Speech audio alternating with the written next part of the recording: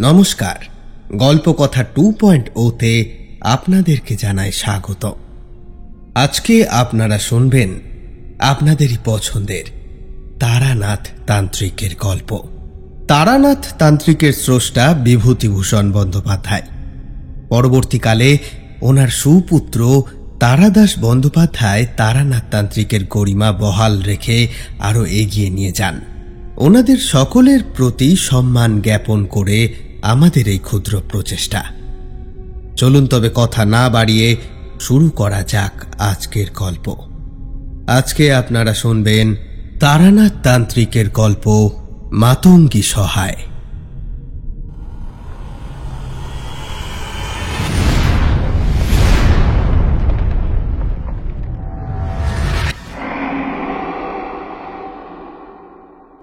কেশব, তুমি কি সেটাই দেখছো যেটা আমি দেখছি?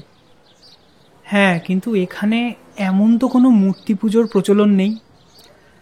তাছাড়া এই ধরনের কোনো মূর্তি পুজোর কথা আগে তো কারোর কাছে শুনিও নি। আর মূর্তিটি দেখেছ, কেমন অদ্ভুত না? কিছুটা দেবী সরস্বতীর আদলে। কিন্তু চলো না, ঠাকুরমশাইকে গিয়েই সমস্ত কথা বলি না হয়। একমাত্র তিনিই কিন্তু আমাদের এইসব প্রশ্নের উত্তর দিতে পারবেন। হ্যাঁ হ্যাঁ, সে তো ঠিকই। তার আগে চলো তোমার বাড়ির সরস্বতী ঠাকুরটার বায়না দিয়ে আসি, নচেত বৌঠান। হ্যাঁ, তাই বরং ভালো। তারপর আমরা একে অপরের সঙ্গে ওই মূর্তি নিয়ে আর কোনো কথা না বলে এগিয়ে গেলাম কুমোরটুলির নির্দিষ্ট পটুয়ার ঘরের উদ্দেশ্যে। সামনেই সরস্বতী পুজো, তাই বাড়ির জন্য ঠাকুর বায়না দিয়ে আমরা গঙ্গার ঘাটের দিকে চললাম। আপাতত এখানে এক দোকানে অত্যন্ত সুস্বাদু কড়াইশুটির কচুরির সঙ্গে আলুর দমের খোঁজ পাওয়া গিয়েছে। আমাদের উদ্দেশ্য আপাতত সেই দোকানে গিয়ে উদরপূর্তি করা। সেই উদ্দেশ্যেই এগোচ্ছিলাম, তবে বাদ সাধল এক দৃশ্য। কেশব, এই ওই দিকটাই দেখো। কি দেখব? ও, তুমি দাহ কার্য দেখাচ্ছ আমায়? দেখো, এখন আগে পেট পূর্তি করব, তারপর। আরে না গো, ওই যে ওই লোকটা।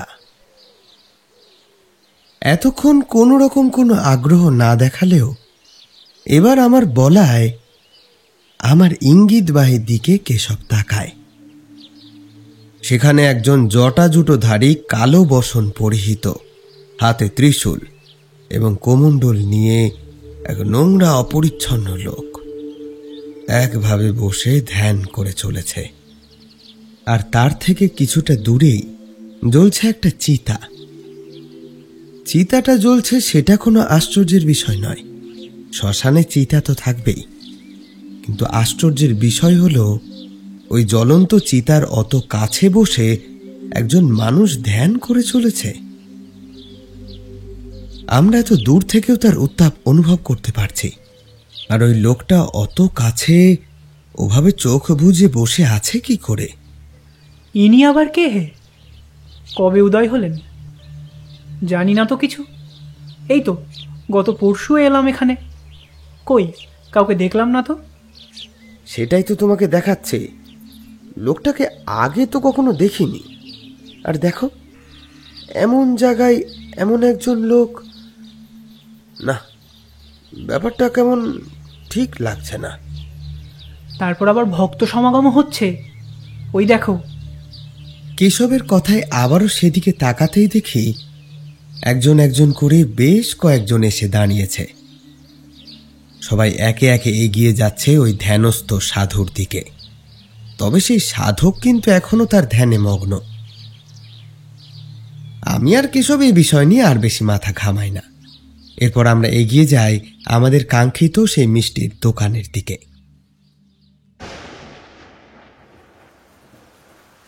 জানেন ঠাকুরমশাই, কয়েকদিন আগে আমরা যখন সরস্বতী ঠাকুরের বায়না দিতে গিয়েছিলাম, তখন এক অদ্ভুত দর্শন দেবীকে আমরা ওই পটুয়াদের ঘরে তৈরি হতে দেখেছিলাম। তবে বড় আশ্চর্য লেগেছিল ওই মূর্তি দেখলে, কেমন যেন ভয়ও লাগে।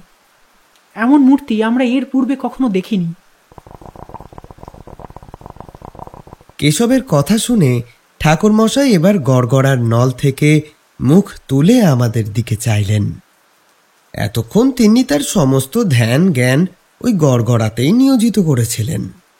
তবে এই মুহূর্তে তার চোখের দৃষ্টিতে যেন তিনি বুঝিয়ে দিলেন তিনি জানতে চাইছেন ঠিক কেমন মূর্তি আমরা দেখেছি।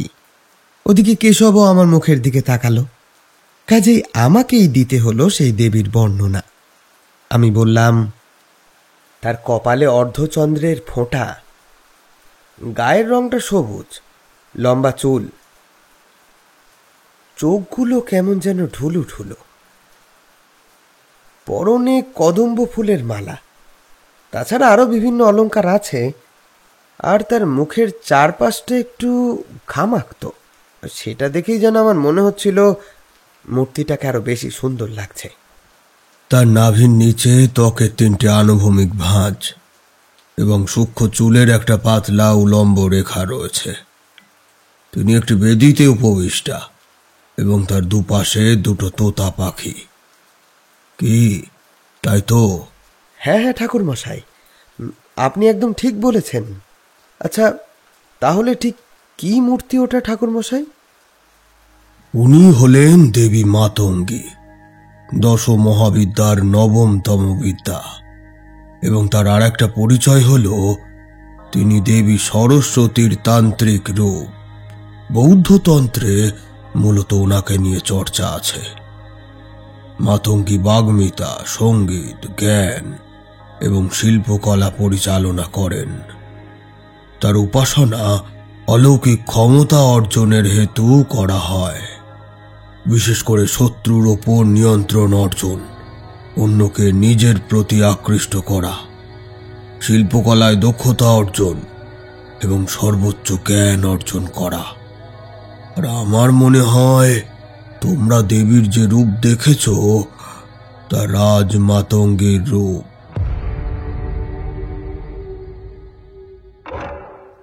ওনার কথা শুনে কেশব তো তক্তপোষের ওপর একেবারে লাফিয়ে ওঠে। আমার অবস্থাটাও যদিও সেই রকমই, তবে আমি নিজেকে আয়ত্তে রাখতে পারি। কেশবের মতো অত লাফালাফি করি না। ওদিকে ঠাকুর মশাই দেখলাম আমাদের মুখের দিকে তাকিয়ে মৃদু হাসলেন, মুখে একটা কি আওয়াজ করলেন। তারপর একটা দীর্ঘশ্বাস ফেলে কিছুটা চিন্তিত হয়ে আনমনে যেন কি একটা বললেন, যদিও আমরা তার কিঞ্চিত ভাগও শুনতে পেলাম না। তাই আবারও প্রশ্ন করতে হলো, কি বললেন ঠাকুর মশাই? ঠিক শুনতে পেলাম না যে। বললাম যে এই দেবীর আরো কিন্তু পরিচয় আছে। ব্রততন্ত্র সারের ধ্যান মন্ত্র অনুসারে। এই ব্রততন্ত্র সারের ধ্যান মন্ত্র মানে? এ এক ধরনের মন্ত্র বিশেষ যা দেবদেবীর রূপের বিশদ বর্ণনা দেয়, যার উপর একজন ভক্তের ধ্যান করা উচিত। আচ্ছা, তাহলে আমরা যেমন দেবী দুর্গার পুজো করি, একই রকমভাবে দেবী মহাকালীরও পুজো করি। এই বিষয়টাও কি অনেকটা সেই রকম?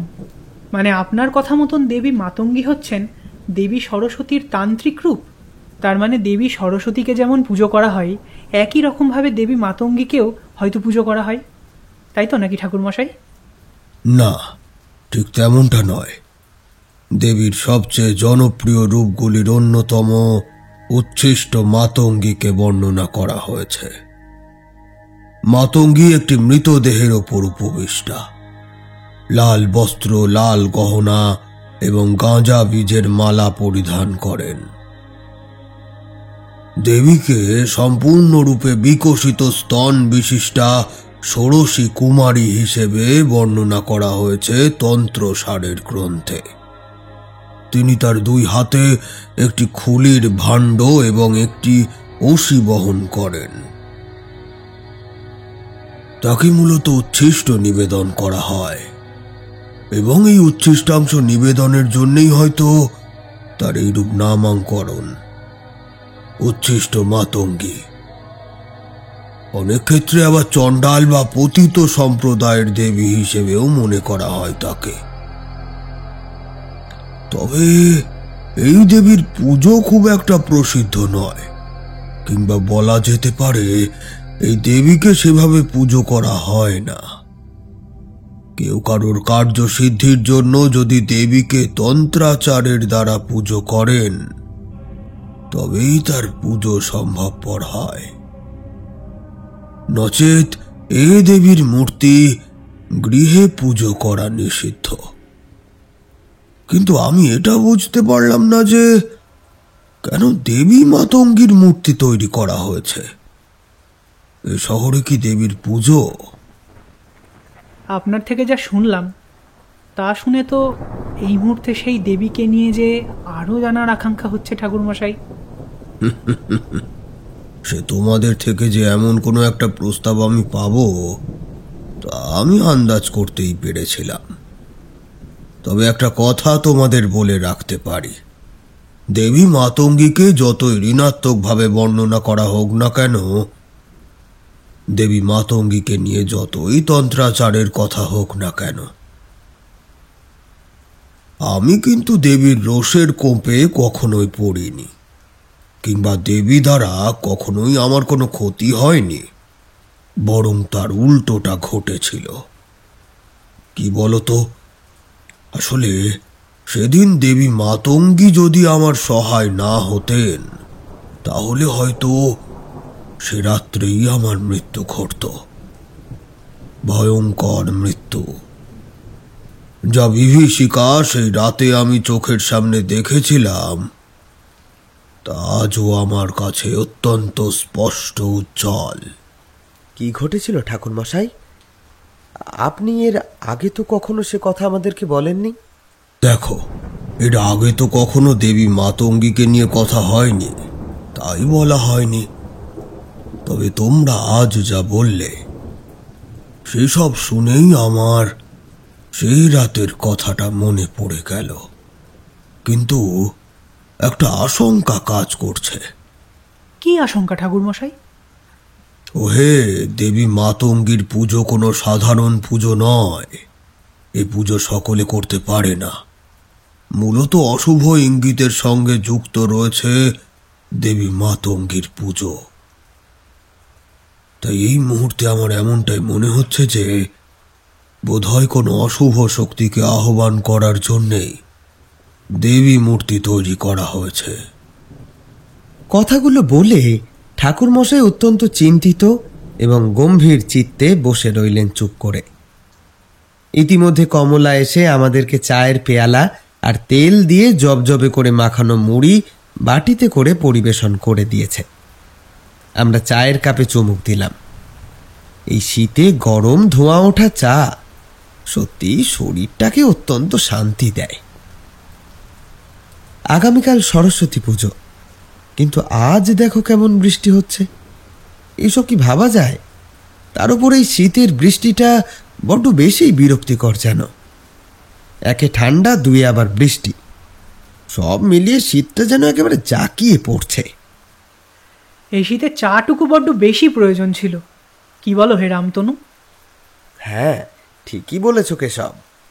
আচ্ছা কেশব, রামতনু, তোমরা এই মূর্তি যেমন দেখেছিলে তেমনি কি মূর্তির সঙ্গে আনুষঙ্গিক কোনো কিছু দেখেছ?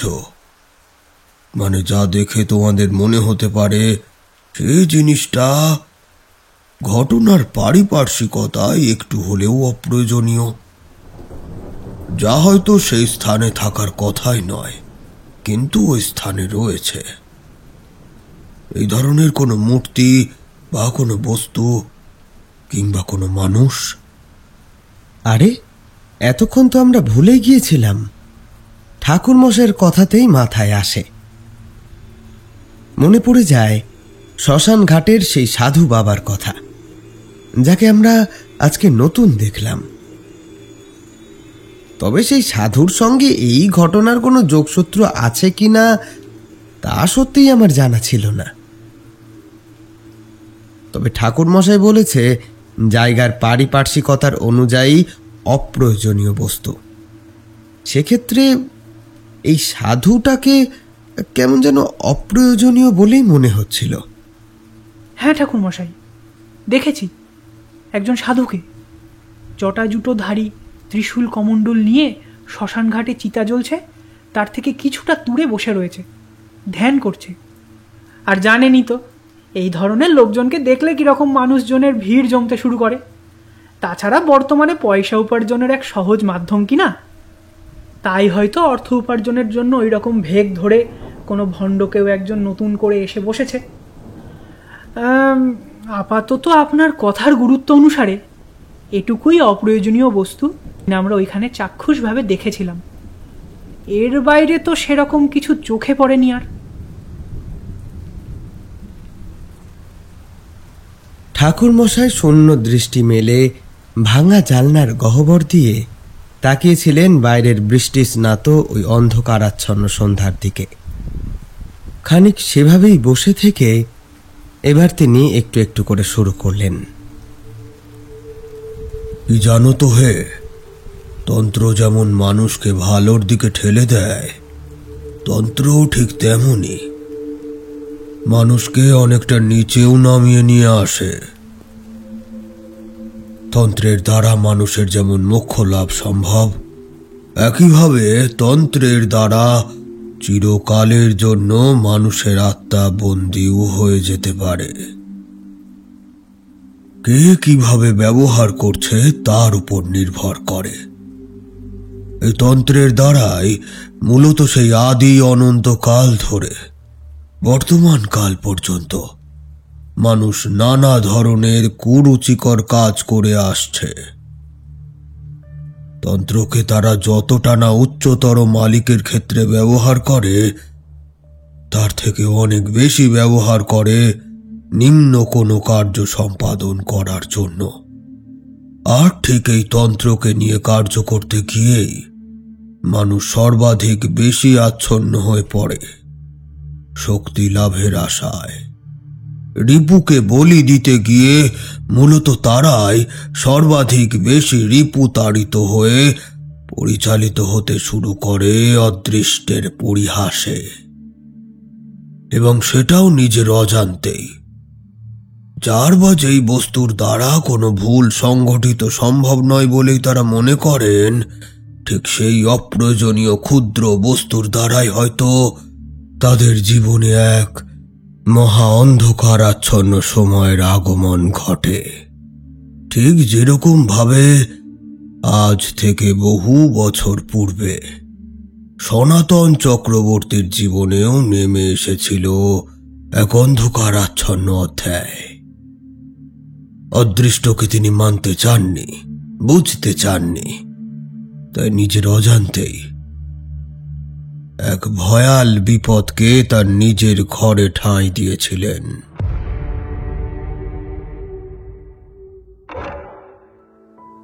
কমলা মায়ের বয়স তখন 2 কি 3 বছর। হঠাৎ করে মনটা বড় চঞ্চল হয়ে উঠল। স্বপ্নের মধ্যে মায়ের আদেশ পেলাম, সতীপীঠ দর্শন করতে হবে। ফলত সেই কামনায় তাড়িত হয়ে আবারও গৃহজীবন ছেড়ে অচেনা ওই প্রকৃতির মাঝে ছন্ন ছাড়া জীবনের দিকেই আকৃষ্ট হয়ে পড়লাম। তোমাদের বৌঠানের সেই সময় বড়ই করুণ অবস্থা। তিনি আমাকে নিষেধ করলেন, কিন্তু ততক্ষণে আমার রোগ চেপে গিয়েছিল, তাই তার কোনো নিষেধই আমার কাছে খুব একটা ফলপ্রসূত হলো না। এমনকি আমার কমলা মায়ের ছলো ছলো চোখও আমাকে গৃহত্যাগী হতে সে সময় আটকাতে পারল না। অগত্যা আমি বেরিয়ে পড়লাম। আমার গন্তব্য কালীঘাটের আদি গঙ্গায় স্নান সেরে দেবী কালিকাকে প্রণাম জানিয়ে হুগলি বর্ধমান হয়ে বীরভূম জেলা। অতঃপর আরও যে সকল সতীপীঠ রয়েছে তা সকলগুলি। মূলত যা ভেবেছিলাম ঠিক একই পদ্ধতিতে এগিয়ে গিয়েছিলাম সামনের পথে, যেন কোনো বাহ্যিক পরিস্থিতি সেই মুহূর্তে আমার সামনে বাধা হয়ে দাঁড়াতে পারছিল না। একে একে সতীপীঠ দর্শন করছিলাম এবং মায়ের কাছে পুজোর আর্জি জানাচ্ছিলাম। মাও আমার পুজো গ্রহণ করছিলেন, তবে তখনও ভাবতে পারিনি যে সম্মুখে আমার জন্য ঠিক কোন পরিস্থিতি অপেক্ষা করছে। আমি এখন তোমাদেরকে যে কাহিনী বলবো সে কাহিনীটি ঠিক কোন গ্রামে ঘটেছিল, মানে গ্রামটার নাম এই মুহূর্তে ভালো করে মনে পড়ছে না। তবে যেটা মনে আছে সেটা হলো দেবী যোগাধ্যার কথা। তোমাদের তো বলতে ভুলেই গিয়েছি, মূলত যে সময় আমি এই সতীপীঠ দর্শনে আগ্রহী হয়েছিলাম সময়টা ছিল পৌষ মাঘ মাস। আর সেই সময় ওই গ্রামে অত্যন্ত বড় করে দেবী যোগাধ্যার পুজো করা হয়। ওই বাৎসরিক পুজো গোছের ওই গ্রামে আমি যখন গিয়ে পৌঁছালাম তখন সময়টা ছিল দুপুর। দেবীর মন্দিরে দেবীকে প্রণাম করে দেবীর মাহাত্ম্য শুনে ইচ্ছে ছিল সেই দিনই সন্ধ্যায় বেরিয়ে পড়ব। যত দূর পর্যন্ত হাঁটা সম্ভব তত দূর হেঁটে যাব। তাছাড়া তোমরা তো জানোই, পথশ্রমে ক্লান্ত সাধককে সেই সময় গ্রাম বাংলার মানুষ এমনিই আশ্রয় দিতেন। তেমনই কোনো এক গৃহে আশ্রয় নেব এমন আকাঙ্ক্ষাতেই এগিয়ে গিয়েছিলাম সামনের পথে।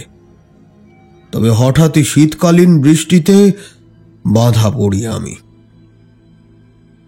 ঠিক যেরকম আজকের এই অক্লান্ত ধারা শ্রাবণ নেমেছে অসময়ে। অগত্যা বাধ্য হয়ে সামনে যে বাড়িটা চোখে পড়ল সে বাড়িটির দরজাতেই কড়া নাড়ি। কেউ আছেন? বলি, শুনতে পাচ্ছেন? আমি একজন সাধক, সতীপীঠ দর্শনে বেরিয়েছিলাম। হঠাৎ বৃষ্টিতে আটকে পড়েছি। যদি আজকের রাতটা আশ্রয় দেন। বেশিক্ষণ দাঁড়াতে হয় না দরজায়। তার আগে ভেতর থেকে লাঠির খটখট শব্দ কানে আসে।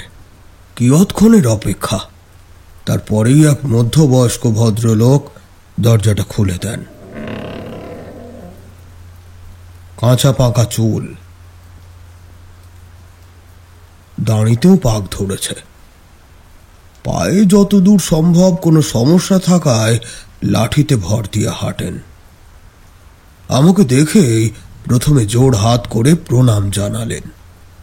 তারপর বললেন, আমার প্রণাম নেবেন বাবা, কিন্তু আপনাকে তো ঠিক চিনলাম না। আপনি কি কারোর বাড়ির হদিশ করছেন? নমস্কার, আসলে আমি একজন সাধক, সতীপীঠ দর্শনে বেরিয়েছি। দেখুন না, হঠাৎ করে বৃষ্টিতে আটকে পড়লাম। রাতও হয়ে এসেছে। যদি আজকের রাতটা আপনারা এখানে আশ্রয় দেন সত্যি অত্যন্ত উপকার হয়। কাল সকাল সকালই বেরিয়ে যাব। অবশ্যই অবশ্যই, আপনি ভেতরে আসুন। এই দেখেছেন, আপনি যে একেবারে ভিজে যাচ্ছেন। বাইরে এমন বাদলা, সত্যি অসময়ে এই বাদলা বড় জ্বালা দেয়। আসুন আসুন, আপনি ভেতরে আসুন। আপনার মতন ব্রাহ্মণ মানুষকে, যোগী মানুষকে গৃহে আশ্রয় দিতে পারা এ যে আমার কাছে সৌভাগ্যের ব্যাপার। এরপর তিনি আমাকে তার বাড়ির দালানে নিয়ে যান। ভেতর থেকে তার স্ত্রী আর পুত্রবধূ ইতিমধ্যে বেরিয়ে এসেছেন। তারা এই পরিস্থিতিতে আমাকে দেখে একেবারে অপ্রস্তুত হয়ে পড়েন। কোথায় বসতে দেবে, ভিজে বস্ত্র পরিত্যাগ করে কি শুদ্ধ বসন দিতে পারবে, এ সকল কিছু নিয়ে একেবারে ব্যস্ত হয়ে ওঠেন। তাদের এইরূপ অপ্রস্তুত অবস্থা দেখেই আমি পরিস্থিতি সামাল দেওয়ার জন্য বলি, আপনারা এত ব্যস্ত হবেন না। এমন বাদলার দিনে এখানে এসে আমি আপনাদেরকেই অসুবিধায় ফেলেছি মা। তবে আমার জন্য এত ভাবিত হবেন না আপনারা। তা বললে হয় ঠাকুর, আপনি আসুন দেখি। ও বউ, যাও ব্যবস্থা করো ঠাকুরের বসবার। মধ্যবয়স্ক মহিলার আদেশ পেতেই কিশোরী মেয়েটি ঘরের মধ্যে প্রবেশ করে। বাদলা হলে কি হবে, তারা যেন এতটুকুও কাল বিলম্ব করতে চায় না আতিথেয়তার। তাই এতটাই দ্রুত সব আয়োজন করে যে আমার নিজেরই কেমন ঘোর লেগে যায়। কয়েক মুহূর্ত অপেক্ষা, তারপরে পাথরের রেকাবিতে দুধ, জল এবং জল চৌকি সাথে মিষ্টান্ন নিয়ে এসে হাজির হয়েছে। আসলে বর্তমান যুগের মতো এত পর পর মনোবৃত্তি সেই সময়ের মানুষের মধ্যে ছিল না। আর তোমাদেরকে তো আগেও বলেছি, গ্রাম বাংলায় আগেরকার দিনে যোগী বা ব্রাহ্মণদের গৃহে প্রবেশ করানোর মধ্যে দিয়ে যেন মানুষের মনে মোক্ষ লাভের এক পরিতৃপ্তি ছিল। তো যা বলছিলাম, এরপর তারা আমাকে বাড়ির ভেতরে নিয়ে গেল। বেশ অবস্থাপন্ন বলেই মনে হয়। ইতিমধ্যে আবার বাইরের দরজায় কড়া নাড়ার শব্দ শোনা যায়, সেই সাথে একটি যুবকের কণ্ঠস্বর। এ লক্ষ্মী, দোরখানা খোলো গো, পুরো কাক ভেজা ভিজলাম যে। কিশোরী মেয়েটিকে দেখলাম মাথার ঘোমটা টেনে নিয়ে একটা বেতের গোলাকার বর্ষাতির মতো বস্তু নিয়ে এগিয়ে গেল সদর দরজার দিকে। দরজা খুলতেই এক যুবক ভেতরে প্রবেশ করল। তার কাঁখে ধরা রয়েছে দুটি মাটির কলসি। আজও জমিদার বাড়িতে দুধ নিল না। জমিদার মহাশয় নিজে বেরিয়ে এসে দুধের দাম চুকিয়ে দিলেন, তবে দুধ নিলেন না। কি যে হয়েছে ওনার, তার মুখের দিকে তাকানো যাচ্ছে না লক্ষ্মী। দালানে উঠতে উঠতে সে সেই কিশোরীকে উদ্দেশ্য করে কথাগুলো বলে, তবে ততক্ষণে সে আরো বেশ কিছুটা উঠে এসেছে ভেতরে এবং আমাকে দেখে কিঞ্চিতক্ষণ চুপ করে থেকে সেই মধ্যবয়স্ক ভদ্রলোকের পানে তাকায়। আর সেই দেখে এই ভদ্রলোক বলে ওঠেন, ও আমার ছেলে ঠাকুর নরহরি, আর ওই যে ও হলো আমার লক্ষ্মীমা, আমার পুত্রবধূ, আর ও হলো সর্বজয়া, আমার স্ত্রী, আর এই অধমের নাম হরিচরণ ঘোষ। সকলের সাথে পরিচয় করিয়ে দেওয়ার পর নরহরি এসে আমার পা ছুঁয়ে প্রণাম করে। আপনি আসুন ঠাকুর, আপনাকে ভিতরে নিয়ে যাই। অতঃপর হরিচরণ আমাকে একটা ঘরের ভেতর নিয়ে যায়। ঘরের মধ্যে কুপি জ্বলছিল এবং থেকে থেকে বজ্রপাতের আলো ঘরে প্রবেশ করছিল, আর তাতেই বোঝা যাচ্ছে ঘরের ভেতরটা। কাঠের তক্তপোষ, সেই সাথে ঘরের কোণে রাখা দুটি কাঠের বাক্স। মাটির দেওয়ালে টাঙানো রয়েছে একাধিক শ্রীকৃষ্ণের পটচিত্র, সেই সাথে আলপনা। সত্যি বলতে ঘরের এই রূপ দেখেই বুঝতে পেরেছিলাম এই ঘরটি যার, তিনি নিশ্চয়ই অত্যন্ত রুচিশীল একজন ব্যক্তিত্ব হবে। বেশ কিছুক্ষণ দাঁড়িয়ে দাঁড়িয়ে এসবই ভাবছি। এদিকে ঘোষ মশাই কখন যে এসে উপস্থিত হয়েছেন বুঝতেই পারেনি। ঘোর কাটে তার কণ্ঠস্বরে, এই নিন ঠাকুর, এই শুকনো বস্ত্র আপনি পরিধান করুন। ভিজে বস্ত্রে বেশিক্ষণ থাকলে তা আপনাকে অসুস্থ করবে। কথাগুলো বলে তিনি বেরিয়েই যাচ্ছিলেন, তবে আবার ফিরে আসেন। বলছিলাম, আপনি কি আমাদের সঙ্গে জলযোগ করবেন, নাকি আপনার নৈশভোজের সমগ্র সামগ্রীর ব্যবস্থা করে দেব? তার কথা শুনে আমি মাথা নাড়ি। আলাদা করে কোনো আয়োজনের প্রয়োজন নেই ঘোষ মশাই, মায়েরা যা রন্ধন করে দেবেন আমি তাতেই সন্তুষ্ট। এরপর সে হাসি মুখে ঘর ত্যাগ করলে আমি ভিজে বস্ত্র ছেড়ে শুকনো ধুতিটা পরে নিই। এরই মধ্যে জানলার কপাটটা যায় খুলে। বাইরে তখন অনাবিল বৃষ্টি, একেবারে মেঘ ভাঙা বৃষ্টি যাকে বলে। জানলা দিয়ে বাইরের দিকটায় আরেকটু ভালো করে তাকাতে হঠাৎ মনে হয় কপাটের পাশ থেকে যেন কোনো ছায়া মূর্তি খুব দ্রুত সরে গেল। সজাগ হয়ে ওঠে আমার চেতনা, দ্রুত এগিয়ে যায় সেদিকে। জানলা দিয়ে বাইরে উঁকি দিতেই বৃষ্টি, ঝড়, অন্ধকার, গ্রাম্য পরিবেশ ছাড়া কিন্তু আর কিছুই নজরে পড়ে না। তবে সেই সময় আকাশ বাতাস বিদীর্ণ করে এক বজ্রপাত হয়। কপাটের সোজাসুজি বেশ কিছুটা দূরে অবস্থিত একটা পাকা বাড়ির ছাদের কাছে। আর সেই আলোতে যে দৃশ্য দেখি তা যেন বড়ই সন্দেহ জাগায় মনে। বেশ কিছুক্ষণ তাকিয়ে থাকি সেদিকেই, তবে আর কিছু দেখতে পায় না। মুহুর্মুহু বজ্রপাতের শব্দ কানে আসলেও নির্দিষ্ট ওই দিকে আর সেভাবে কোনো আলো চলে না। নিশ্ছিদ্র অন্ধকারে যেন লুকিয়ে ফেলতে চায় প্রকৃতি ওই রহস্যময় অবয়বটিকে। বা বলা ভালো, ওই বাড়িটিতে যে প্রচ্ছন্ন ছায়া দেখেছিলাম তাকে। কপাট খোলা থাকায় বৃষ্টির ছাঁটে ভিজে যাচ্ছিল ঘরের ভূমি আর সেই সাথে আমার শরীরের ঊর্ধ্বাংশ। তাই সরে এসে কপাট টেনে দিয়ে খড়খড়িটাকে ভালো করে আটকে দিই। এবং তারপরেই অনুভব করতে পারি আরও একটি বিষয়। যতক্ষণ কপাট খোলা ছিল, একটা তীব্র ঝাঝালো জংলি ফুলের গন্ধ নাকে আসছিল, কিন্তু কপাট বন্ধ করতে আর তা নেই। কেমন যেন একটা মাথা ঝিম ধরানো গন্ধ। তবে সেই গন্ধ যেন কিসের একটা ইঙ্গিতবাহী। সেই ক্ষণে কিন্তু স্মরণে আসে না বিষয়টা।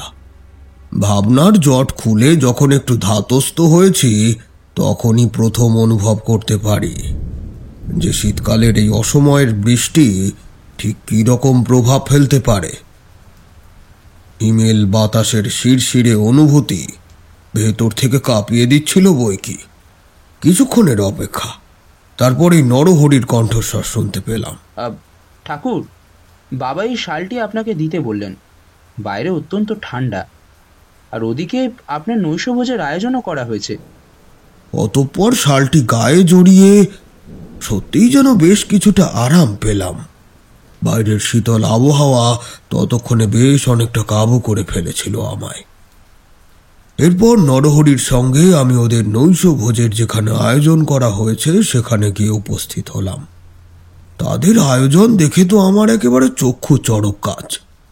এতটুকু সময়ের মধ্যে এত আয়োজন, তাও আবার এমন বাদলার রাতে, সত্যিই কল্পনাতীত। রাতের আহার সেরে যখন পুনরায় আবার আমার ঘরে ফিরলাম, তখনও ঘরের মধ্যে সেই ঝিম ধরানো বনফুলের গন্ধ মিশে রয়েছে।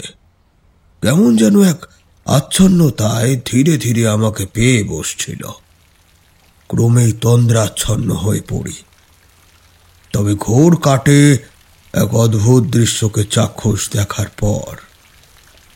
কি দৃশ্য দেখেছিলেন ঠাকুরমশাই? হ্যাঁ, সেই দৃশ্য জানো হে, আজও ভাবলে। হ্যাঁ, তো বলি শোনো। আমি যা দেখেছিলাম তা অনেকটা এমন। একটা বৃহৎ বাড়ি, ঠিক রাজবাড়ির মতো, সাজানো গোছানো, অত্যন্ত সুন্দর। সেখানে কিছু একটা আয়োজন চলছে। বাড়িময় ব্যস্ততা।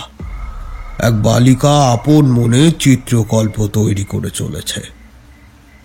তারপর এক সাধক পুরুষের আগমন হয়। সবাই তার আহ্বানে উন্মুখ। সেই বালিকাও তখন হাতের কাজ স্তব্ধ করেছে, দূর থেকে চেয়ে আছে সেই সাধকের দিকে। এবার হঠাৎ করেই আমার চোখের সামনের সেই দৃশ্যপট বদলে যায়। এবার সেই বালিকাকে, যে একটু আগেও চিত্রকল্প তৈরি করছিল, তাকে এবার একটি বন্ধ ঘরে দেখতে পায়। ঘরে বসে সে কাঁদছে, আর তার সেই কান্নার মাঝে থেকে থেকে আর্জি জানাচ্ছে, আমাকে তোমরা ছেড়ে দাও, আমাকে ছেড়ে দাও তোমরা। আমি চাই না এই অলঙ্কার, আমি চাই না রাজভোগ, আমি কিচ্ছু চাই না। পুজোয় আমি বসতে চাই না, চাই না।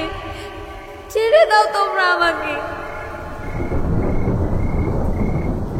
হঠাৎ করে স্বপ্ন ভঙ্গ হয়। ঝিম ধরা ভাবটাও কেমন যেন কেটে গিয়েছে ততক্ষণে। বাইরে বৃষ্টি অঝোর ধারায় তখনও ঝরছে। একভাবে টানা সেই শব্দ কানে আসছে। বজ্রপাতের শব্দও শুনতে পায়। আর ভাসছে আর একটা শব্দ। কেমন শব্দ ঠাকুরমশাই?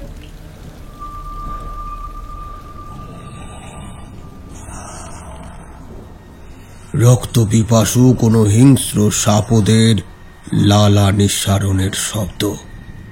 তৎক্ষণাৎ উঠে বসতে চাই, কিন্তু পারি না। বুকের ওপর অত্যন্ত চাপ অনুভব করি। কিছুতেই কিছু করতে পারি না। আমার সম্পূর্ণ শরীরটা যেন সেই সময় অবশ হয়ে গিয়েছে। কাউকে যে চিৎকার করে ডাকবো তারও উপায় নেই। জিভটা অত্যন্ত ভারী হয়ে আসছে, শ্বাস নিতে কষ্ট হচ্ছে। মুহূর্তের জন্য হলেও মনে হলো এই বুঝি প্রাণবায়ু বেরিয়ে যায়, চোখ ঠিকরে বেরিয়ে আসছে বাইরে। আর সেই সময় মনে পড়ে গেল গত রাতে আমি আচ্ছন্ন অবস্থাতেই শুয়ে পড়েছিলাম। তাই এই অজানা জায়গায় এসে গাত্রবন্ধনটা আমার আর করা হয়ে ওঠেনি। তৎক্ষণাৎ একভাবে মনে মনে মাকে স্মরণ করতে থাকি। জিহ্বা না নাড়িয়েও কালিকার স্তুতি করতে থাকি। ওম কালী কালীকে পাপহারিণী, রক্ষা করো মা, রক্ষা করো মা, এই অশরীরী যে আমাকে মেরে ফেললো, রক্ষা করো মা। কতক্ষণ এভাবে কেটেছিল জানি না, তবে একটা সময় পর ধীরে ধীরে আবারও যেন আমি আমার শরীরের অসার ভাব কাটিয়ে উঠি। অনুভব করি ততক্ষণে ঘরের পরিবেশও স্বাভাবিক। মায়ের নাম নিয়ে উঠে বসি। সবার আগে দেবীকে কর জোড়ে প্রণাম জানিয়ে গুরু নাম নিই। অতঃপর গাত্রবন্ধন করি। আর সেই সময় স্থির করি কাল প্রাতেই এই ভিটে ত্যাগ করব। তবে পর মুহূর্তে আমার অস্তিত্ব যেন বিদ্রোহ করে ওঠে। মনে হয় এভাবে ভিটে ত্যাগ করার অর্থ যেই উপস্থিতি আমার ওপর নিজের অস্তিত্বকে আরোপিত করেছিল তাকে আরো বাড়তে দেওয়া। এতে যে কারো যে কোনো মুহূর্তে ক্ষতি হতে পারে। তাই এ কথা অবশ্যই গৃহস্বামীরও জানা উচিত। স্থির করলাম কি রহস্য লুকিয়ে রয়েছে সেইটা সবার আগে জানব, তারপর না হয় গৃহত্যাগ করা যাবে। সেই রাতটায় আর নিদ্রা আসেনি। ভোরের অপেক্ষা করতে থাকি। তবে বাদলার দিনে মেঘের আড়ালে সূর্য এমনভাবে নিজেকে লুকিয়ে রাখে যে ভোরের সূচনা কখন হয়েছে সময় না দেখে তা বলা মুশকিল। একসময় উঠে প্রাতকার্য সেরে ঘোষ মশাইয়ের বাড়ির বাইরের দালানের বেতের মোড়ায় গিয়ে বসি। বৃষ্টি তখনও একইভাবে ঝরছে, এতটুকুও কমেনি। সেদিকে তাকিয়েই গতকালের রাতের ঘটনাগুলো ভাবতে ভাবতে বিভোর হয়ে পড়েছিলাম। এরই মধ্যে কখন যে ঘোষ মশাই এসে সামনে বসেছেন ঠাউরি করতে পারিনি।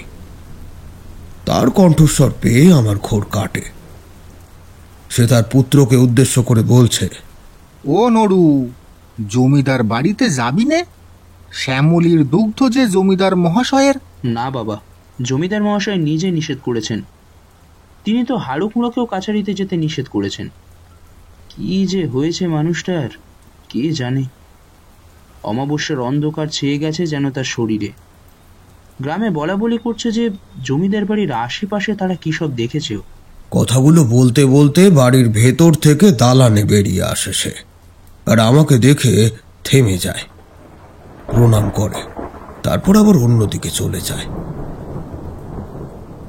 তবে নরহরির কথাটা ততক্ষণে আমি শুনে ফেলেছিলাম। আমারও কেমন একটু অদ্ভুত লাগে। গ্রামের জমিদার সম্পর্কে জানার কৌতূহল যেন ক্রমশ বাড়তে থাকে। তবে একটা বাইরের মানুষ হয়ে কিভাবে যে তাদের ব্যাপারে নাক গলাবো সেটাই বুঝে উঠতে পারছিলাম না এই যা। তবে আমার ভাবনার আর কিছু রইল না। আমার মুখভঙ্গি লক্ষ্য করে হয়তো ঘোষ মশাই ব্যাপারটা বুঝতে পেরেছিলেন, তাই তিনি বলতে শুরু করলেন, আসলে ঠাকুর, আমাদের এই গ্রামের জমিদার মহাশয় বড় ভালো মানুষ। তার বাপ ঠাকুরদা পূর্বপুরুষদের মতো দাম্ভিক অপকর্মের প্রতি আসক্ত তিনি নন। তাই তিনি এই গ্রামের সকলের কাছেই প্রায় অত্যন্ত প্রিয়। তবে কিছুদিন যাবৎ তার আচরণে বদল এসেছে। সত্যি এবার তাকে নিয়ে চিন্তা হচ্ছে। আসলে অমন লক্ষ্মী প্রতিমার মতো গিন্নিমা যেদিন আত্মহুতি দিয়েছিলেন সেদিনই আন্দাজ করেছিলাম হয়তো আরো খারাপ কিছু ঘটতে চলেছে। দীর্ঘ 1 সপ্তাহে জমিদার মহাশয় তার ভিটে হতে একে একে সকলেই প্রায় বিদায় জানিয়েছেন। অবশিষ্ট ছিলেন হারাধন মিত্তির। নড়ু বলল তাকেও সে বিদায় জানিয়েছে। কি যে হচ্ছে! একটা দীর্ঘশ্বাস বেরিয়ে আসে তার অন্তর ফোঁড়ে। ততক্ষণে আবারও নরহরি এসে উপস্থিত হয়েছে। সেও আমাদের সাথে সেখানেই বসল। তবে এই সময় আমি বুঝতে পারছিলাম না যে গত রাতে আমার সাথে ঘটে যাওয়া ঘটনা তাদেরকে বলা উচিত হবে কিনা। কোনো যথাযথ কারণ ছিল না, তবুও মনে হচ্ছিল গত রাতের ঘটনার সাথে এসবের যেন কোনো একটা যোগসূত্র রয়ে যাচ্ছে। ঠাকুর মশাই, আপনি এখন এখানে থাকবেন তো? দেখুন যা পরিবেশ, তাতে আপনার পক্ষে এখন তো আর কোথাও যাওয়া সম্ভবপর হবে না। তাই আপনি যদি এখন এখানেই থেমে যেতেন। আর সামনেই আমাদের গ্রামের বাৎসরিক পুজো আসছে, দেবী যোগাধ্যার পুজো। সে সর্বদাই এখানে অত্যন্ত ধুমধাম করে উদযাপন করা হয়। তবে তবে এবার যে কি হবে সত্যি বুঝতে পারছি না। যেন অকাল অমাবস্যা নেমে এসেছে গ্রামের মাটিতে। মৃত্যুর গন্ধ লেগেছে যেন। ওদের কথা শুনে সেই মুহূর্তে আমার বুকের ভেতরটা কেমন যেন করে ওঠে।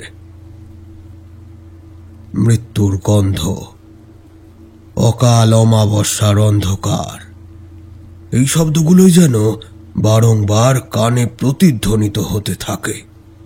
আর চুপ করে থাকতে পারি নে। ওদের দুজনকে উদ্দেশ্য করে বলে উঠি, আচ্ছা, হঠাৎ কি এমন হলো যার জন্য গ্রামে এই ধরনের সমস্যা দেখা দিয়েছে? আসলে সমস্যা কিছুই না, কিন্তু পরিবেশ জানান দিচ্ছে, প্রকৃতি জানান দিচ্ছে গ্রামে এমন কিছু হয়েছে যা গ্রামের জন্য এতটুকু মঙ্গলজনক নয়। দেখুন, আপনাদের যদি বলতে কোনো দ্বিধা না থাকে তাহলে আমি অনুরোধ করব আপনারা আমাকে সবটা খুলে বলুন। আর তাছাড়া কি ঠাকুর? গত রাতে কিছু অস্বাভাবিক ঘটনা আমার সাথে ঘটেছে, যার কোনো যথাযথ ব্যাখ্যা আমার কাছে নেই। আচ্ছা, আমাকে আর একটা কথা বলুন তো, আপনাদের ওই ঘরের জানলার কপাটের পাশেই কি কোনো তীব্র ঝিম ধরানো বন্য ফুলের গাছ আছে? আর ওই জানলা বরাবর যে বৃহৎ বাড়িটি দেখা যায় সেটিই বা কার বাড়ি? গত রাতে যে সেখানেও... আমার কথা শুনে ওরা দুইজনেই একে অপরের মুখের পানে চায়। দুজনের চোখে মুখে লেগে রয়েছে একটা মিশ্র অনুভূতি, কিছুটা ভয়, কিছুটা বিস্ময়। তাদেরকে কিছুটা অভয় দিতেই আমি বলি, আপনারা নিঃসন্দেহে আমাকে বলতে পারেন, টুকটাক কিছু গুণগান আমি জানি, তাই চেষ্টা করে দেখতে পারি যদি কিছু প্রতিকার করা যায়। আমার কথা শুনে এবার হরিচরণ ঘোষ মাথা নিচু করে বসলেন সামান্য সময়। আর সেই সময় নরহরি বলতে শুরু করল, আসলে ঠাকুর, ঘটনা বেশি দিনের নয়, এই 15-20 দিন হবে হয়তো। হঠাৎ করেই গ্রামে কেমন যেন পরিস্থিতি বদলে যেতে শুরু করলো। গবাদি পশু অসুস্থ হয়ে পড়ল। আমাদের শ্যামলীও যে কি বোকাটাই না ভুগলো কয়েকদিন। তবে আরো একটি বিশেষ জিনিস দেখা গেল, গ্রামে পর পর 3 দিন 3টি পাখির মৃতদেহ পাওয়া গেল। অনেকে এই বিষয়টাকে খারাপ লক্ষণ বলে অভিহিত করেছে, তবে আক্ষরিক অর্থেই এর কোনো খারাপ লক্ষণ আছে কিনা জানি না। ওই বাড়িটি কাদের? ও, ওই বাড়িটি? ওইটাই তো জমিদার বাড়ি। দেখে খুব কাছে মনে হবে, তবে সামান্য ঘুরে যেতে হবে। তবে আপনি বলছিলেন আপনি কি যেন একটা দেখেছিলেন গত রাতে, তা কি দেখেছেন? দেখেছি বলতে একটা কালো ছায়া। এটুকু বলে আমি থামতে বাধ্য হয়েছিলাম, কারণ আদপেই যে অবয়ব আমি দেখেছি তা যে কোনো সাধারণ অবয়ব নয়, তো আমি খুব ভালো করেই বুঝতে পেরেছিলাম। প্রসঙ্গ বদলে তাই এবার বলে উঠি, বুনো ফুলের গন্ধ মানে আপনাদের বাড়ির আশেপাশে কি কোনো বুনো ফুলের সারিবদ্ধ গাছ আছে? মানে কোনো ঝোপঝাড় জঙ্গল জাতীয়? না তো ঠাকুর, বুনো ফুলের গাছ তো নেই। তবে ওই যে ওই দিকটায় দেখুন, ওখানে রজনীগন্ধা আর কিছু গাঁদা ফুলের গাছ লাগানো হয় প্রত্যেক বছরই। কিন্তু কি যে হয়েছে, কিছুদিন ধরে গাছগুলো শুকোতে বসেছে। পর্যাপ্ত পরিমাণে সার, জল, যা যাবতীয় প্রয়োজন তা দিয়েও যেন গাছগুলোকে ঠিক করতে পারছি না। আর এখন শুরু হয়েছে এই অকাল বৃষ্টি। না জানি গাছগুলোর কি হবে। আপনারা কথা বলুন, আমি দেখি মিত্তির কুঁড়োর পুকুরে একটু ছিপ ফেলি। কথাগুলো বলেই নরহরি উঠে যায়। আমিও আর এই প্রসঙ্গে ওনাদের সাথে কোনো কথা বলি না। তবে হঠাৎ করে আমার মনে হয় এ গ্রামে আসার উদ্দেশ্য হয়তো বৃহত্তর কোনো কার্যসিদ্ধির হেতু।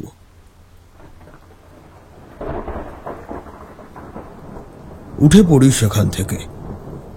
ইতিমধ্যেই আর এক বৃদ্ধ এসে ঢুকলেন ঘোষ মহাশয়ের বাড়িতে। আরে হারু যে, আসো আসো।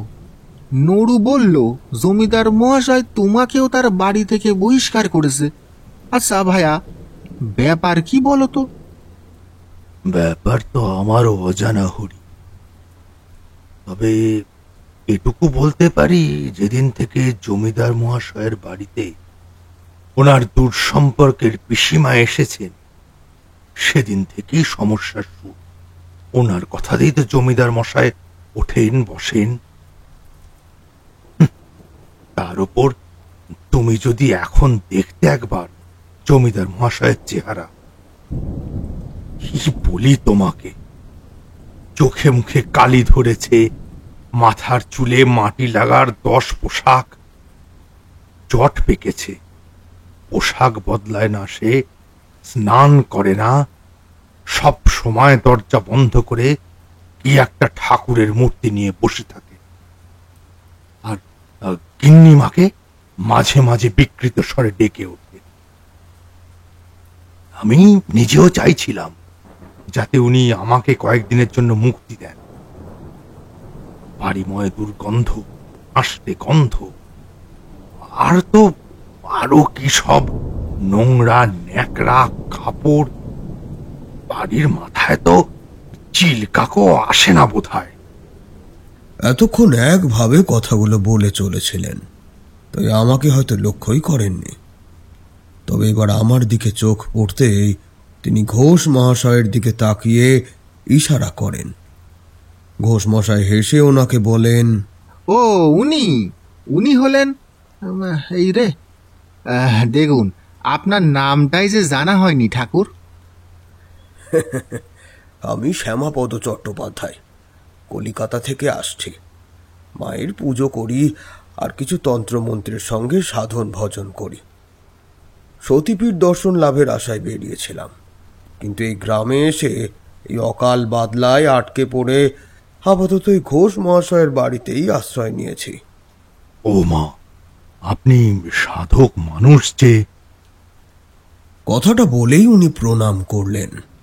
তারপর ঘোষ মহাশয়ের পাশের স্থানটিতে বসলেন, এতক্ষণ যেখানে নরহরি বসেছিল।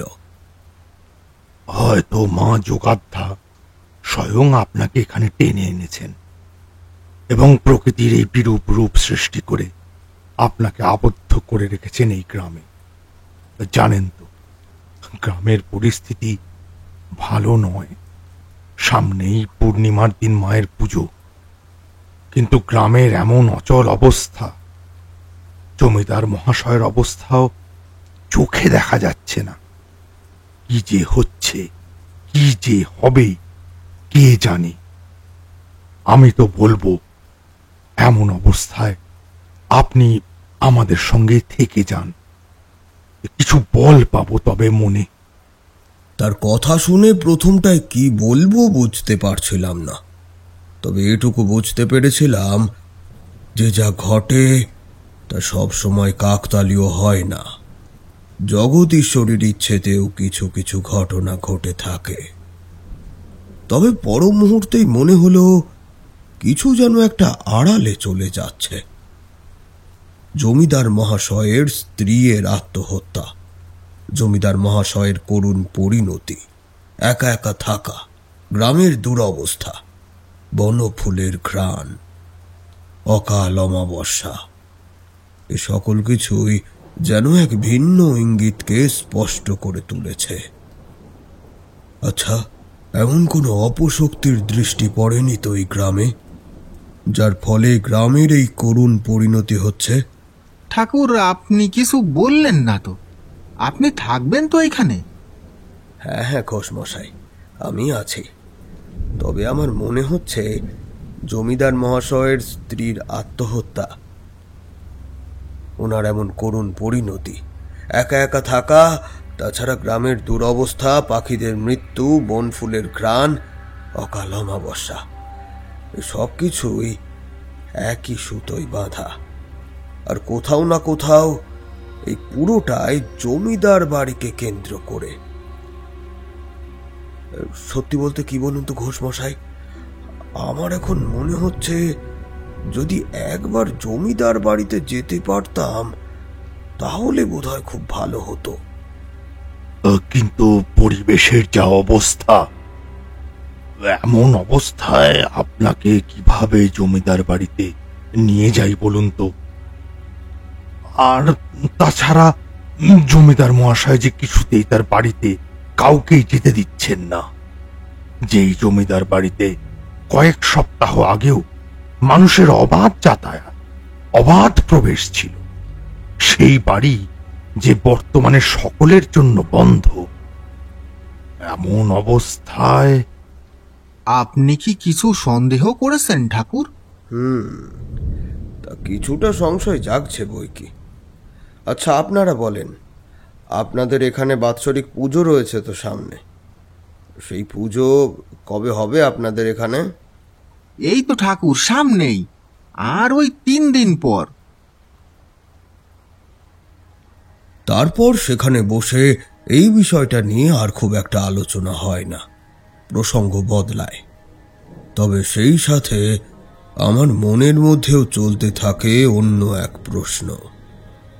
জমিদার মহাশয়ের বাড়িতে একটি দুর্ঘটনা ঘটে গেছে, তারপরে তিনি সম্পূর্ণ একা এবং নিঃসঙ্গ যাপনে উন্মত্ত হয়েছেন, সকলের থেকে বিচ্ছিন্ন করে নিতে চাইছেন নিজেকে। এবং আমার দেখা যদি ভুল না হয়ে থাকে, তবে গত রাতে যে অবয়ব আমি তার বাড়ির ছাদে দেখেছিলাম, সেই অবয়ব কোনো মানবীর অবয়ব ছিল না। সে ছায়া যে এক পিশাচিনীর, তা স্পষ্ট দেখা না গেলেও জিনিসটা যেন আমার চোখের সামনে এখন অত্যন্ত জীবন্ত। বাইরে তখনও অঝোর ধারায় বৃষ্টি, কোথাও যাওয়ার উপায়ও নেই। দুপুরের আহার সেরে যে কক্ষটিতে আমার থাকার ব্যবস্থা করা হয়েছিল সেখানেই বিশ্রাম নিচ্ছি।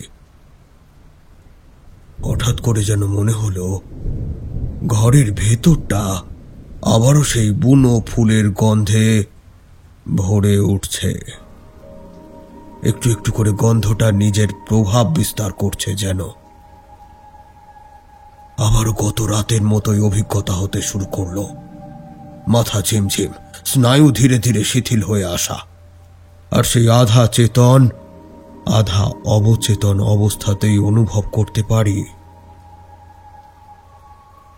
কক্ষের মধ্যের পরিবেশটা ক্রমশ বদলে যাচ্ছে। আবারও সেই সাথে জানলার কপাটটা হাট করে খুলে গেল। তবে এবার বাইরের প্রকৃতি দেখা যাচ্ছে না, পরিবর্তে সে জানলায় যেন উন্মুক্ত হয়েছে এক অন্য মেরুর দরজা। অসম্ভব রকমের জ্যোতির্ময়ী আলোক বিন্দু ঠিকরে বার হচ্ছে সেই কপাটের মুক্ত অংশ হতে। সেদিকে খুব বেশিক্ষণ তাকিয়ে থাকা যায় না। এবার হঠাৎ করেই সেই জ্যোতির্ময়ী আলোক বিন্দুর দিক থেকে ছুটে আসে কিছু শব্দ তরঙ্গ।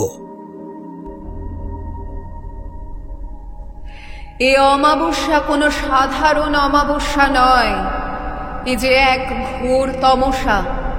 এর থেকে মুক্তি পাওয়া খুব স্বাভাবিকভাবে একেবারেই সম্ভব নয়।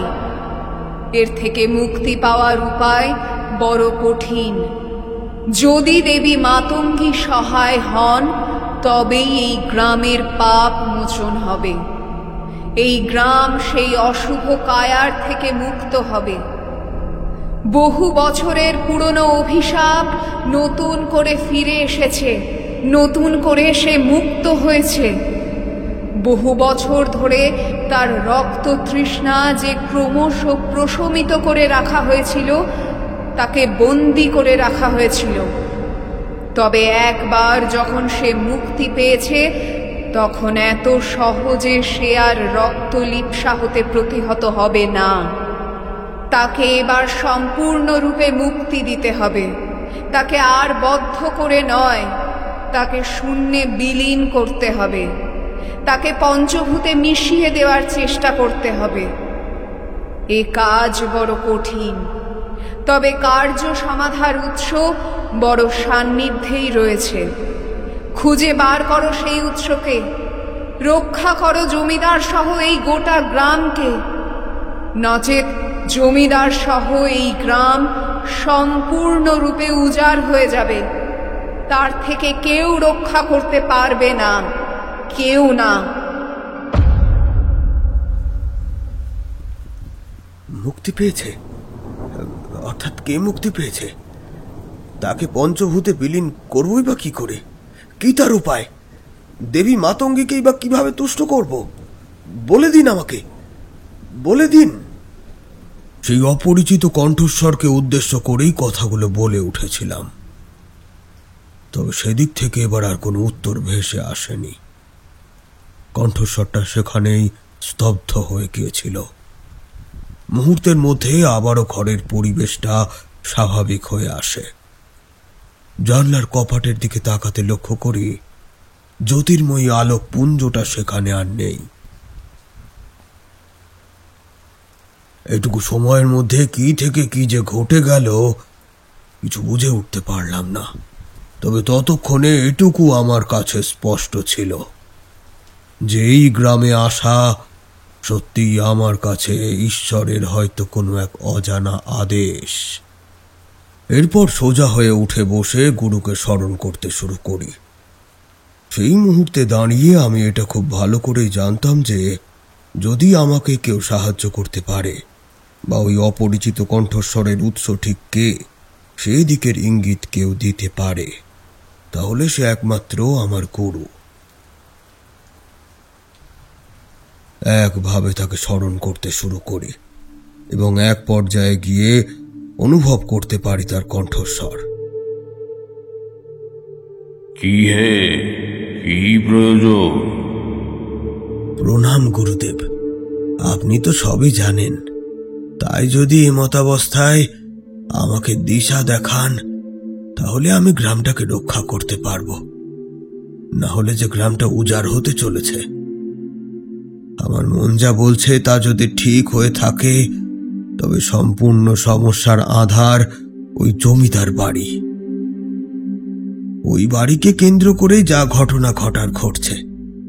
তাই গুরুদেব, আপনি যদি দয়া করে আমাকে যথাযথ সাহায্য করেন তবে। কামের লিপ্সা চরিতার্থে জাগ্রত করা হয়েছে যাকে, বহু বছরের পুরনো অভিশাপ ফিরে এসেছে তারই হাত ধরে। উৎস যদি খুঁজতেই হয়, খুঁজতে হবে সেই দিনের ইতিহাসকে, যেদিন যুক্ত হয়ে রয়েছে এই ভিটের মাটির অন্দর খিলানে। অর্থাৎ এই বাড়ির সাথেও যুক্ত হয়ে রয়েছে কিছু? কি সেই তথ্য গুরুদেব? কি সেই ইতিহাস? যা কালের গহ্বর হতে এত বছর পরে ফিরে এসেছে, আর তাকে আবারও সম্পূর্ণরূপে মুক্ত করবই বা কিভাবে? ইতিহাস জানা যে সকলের পক্ষে সম্ভবপর নয় বাছা। ইতিহাস সেই জানে যে এই সকল কিছুর প্রত্যক্ষদর্শী, আর সেই প্রত্যক্ষদর্শীকেই খুঁজে বের করতে হবে 3 প্রহরের মধ্যেই। তবেই সেই অশুভ উপস্থিতিকে সমূলে নির্মূল করা সম্ভবপর হবে।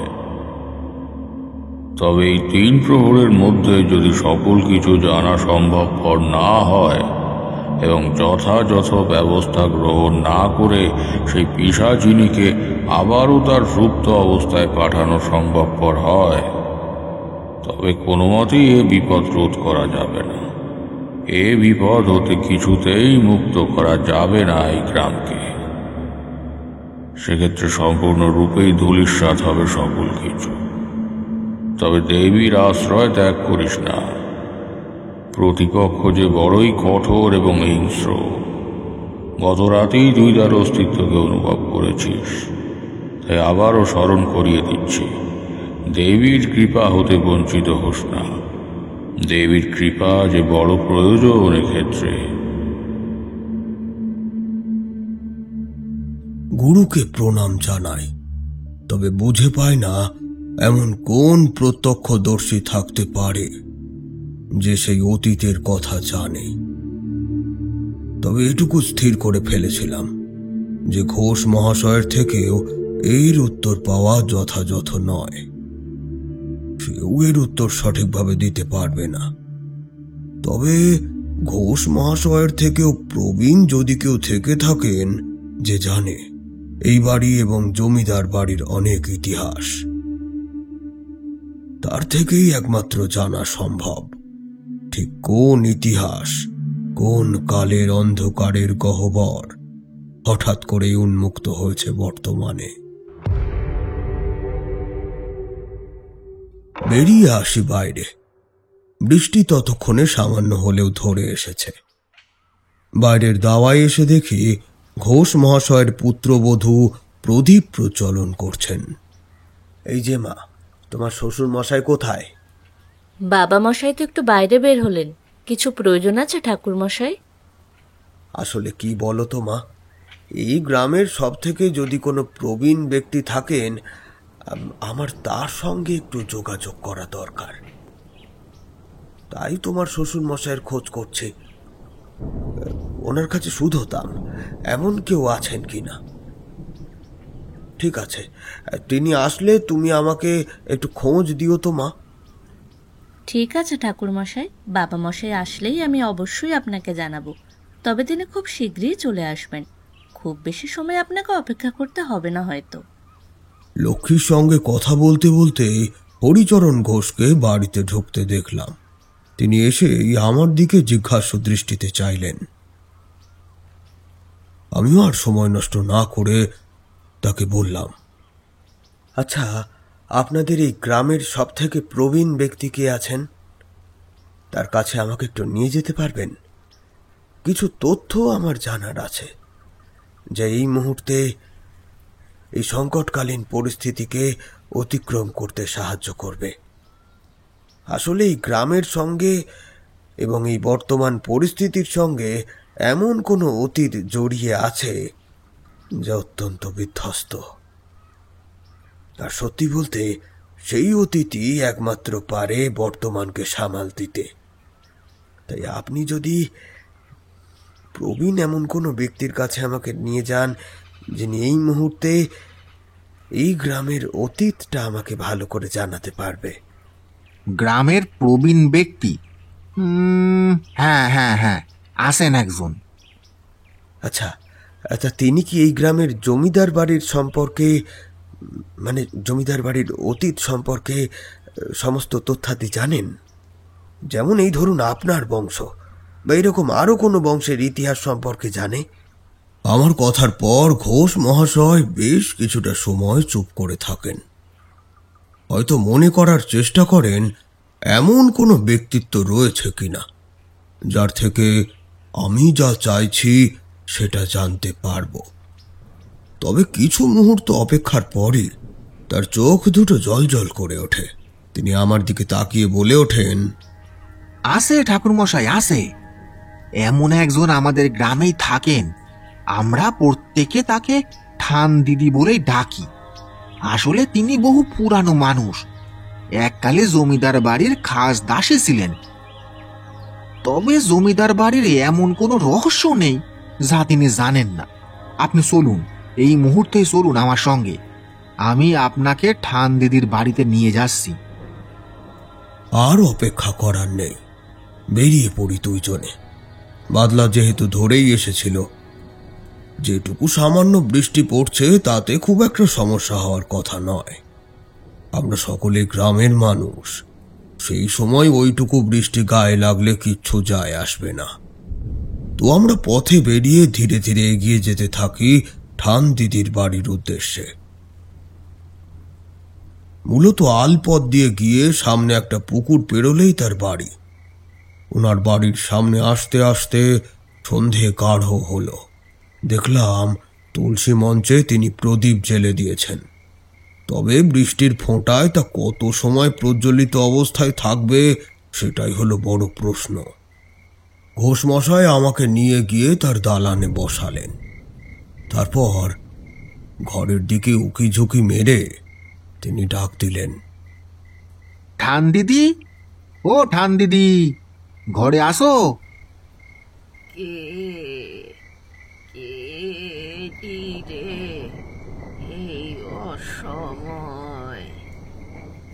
আমি হরি গোয়ালা এসেছি ঠান্দি। আমার সাথে আরো একজন মানুষ এসেছেন। তিনি তোমার সঙ্গে একটু দেখা করতে চান। একটু বাইরে আসবে? যাই। কয়েক মুহূর্ত অপেক্ষার পরে এক শীর্ণ অত্যন্ত জীর্ণ বৃদ্ধা বাইরে বেরিয়ে আসলেন। তার শরীর বয়সের ভারে নুইয়ে পড়েছে। একটা লাঠি নিয়ে কোনো রকমে ঠক ঠক করতে করতে এসে বসলেন আমাদের সামনে। খুব ভালো করে যে উনি দেখতে পাচ্ছেন না সেটা ওনার দৃষ্টি দেখেই বোঝা যায়।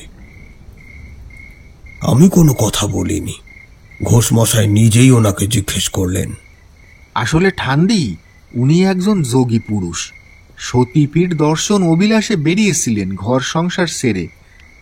এদিকে আমাদের গ্রামের অবস্থা যা হয়েছে তা তো তুমি বুঝতেই পারছো। তবে উনি কিছু একটা আন্দাজ করতে পেরেছেন এবং সেই আন্দাজের উপর ভিত্তি করেই উনি আমাদের গ্রামের ইতিহাস জানতে চাইছেন। আসলে আসলে জমিদার মহাশয়ের বাড়ি সম্পর্কিত কোনো ইতিহাস উনি জানতে চাইছেন।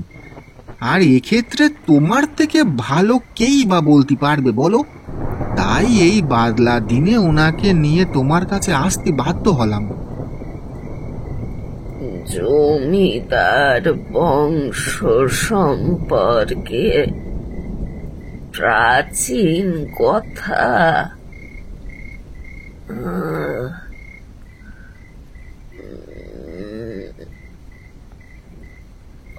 অবশ্য সেসব কথা এখন তো আমার ভালো করে মনেও নেই। বহু বছর আগের কথা, বহু বছর আগের ঘটনা। সেসব কি আর এখনো তো মনে থাকে রে বাপ? বয়স হয়েছে। এই কথা শুনে আমি আর স্থির থাকতে পারিনি। সরাসরি ওনার চোখের দিকে তাকিয়ে ওনাকে মৃদু স্বরে বলেছিলাম, আচ্ছা, এমন কোনো মূর্তি বা এমন কোনো অশুভ জিনিস যা জমিদার বংশের সঙ্গে ওতপ্রোতভাবে জড়িয়ে আছে বহু বছর ধরে, এবং বর্তমানে সেটা কোনোভাবে পুনরুদ্ধার হয়েছে, হয়তো কোনো কালকুটরি থেকে? আপনার কাছে কি এমন কোনো তথ্য আছে? আমার কথা শুনে বৃদ্ধা বেশ কিছুটা সময় নিয়েছিলেন মনে করতে, তবে যখন তিনি বলতে শুরু করলেন তখন সত্যিই অভিভূত হয়ে যাচ্ছিলাম। তার স্মৃতিশক্তির দীপ্ততা রীতিমতো প্রশংসনীয়, কারণ যে সময়ের কথা তিনি বলা শুরু করেছিলেন তা তৎকালীন সময় থেকেও না হলে প্রায় 50 বছর আগের ঘটনা।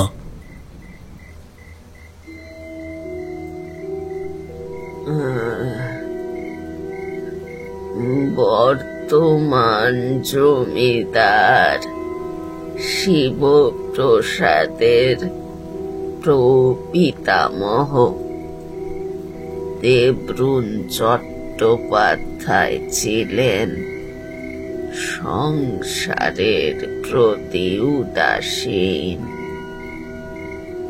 তিনি মূলত সাধন পথেই নিজেকে উৎসর্গ করে দিয়েছিলেন। তবে তিনি প্রথম জীবনে কিন্তু এমন ছিলেন না। কিছু বছরের জন্য সংসারী হয়েছিলেন।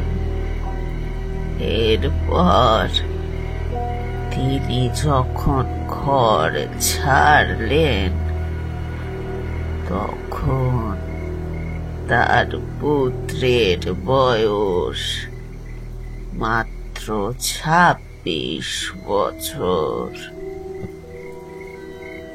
সময় ধীরে ধীরে কেটে যেতে থাকলো। প্রায় 10 বছর পর বাড়ির এক পুজোর দিনে তিনি ফিরে আসলেন, তবে নতুন রূপে। আর তার সেই ফিরে আসার মধ্যেও ঠিক কি পরিমাণ ভয়াবহতা ছিল তা আজও প্রকাশ করার মতো নয়। এক্ষেত্রে হঠাৎ করেই যেন জমিদার বংশের অদৃষ্টের সঙ্গে জড়িয়ে গিয়েছিল ঘোষ বংশের এক অন্ধকারময় ইতিহাস। হরিচরণ, আশা করি তোমার জ্যেষ্ঠ ভগিনীর কথা তোমার খুব একটা মনে নেই।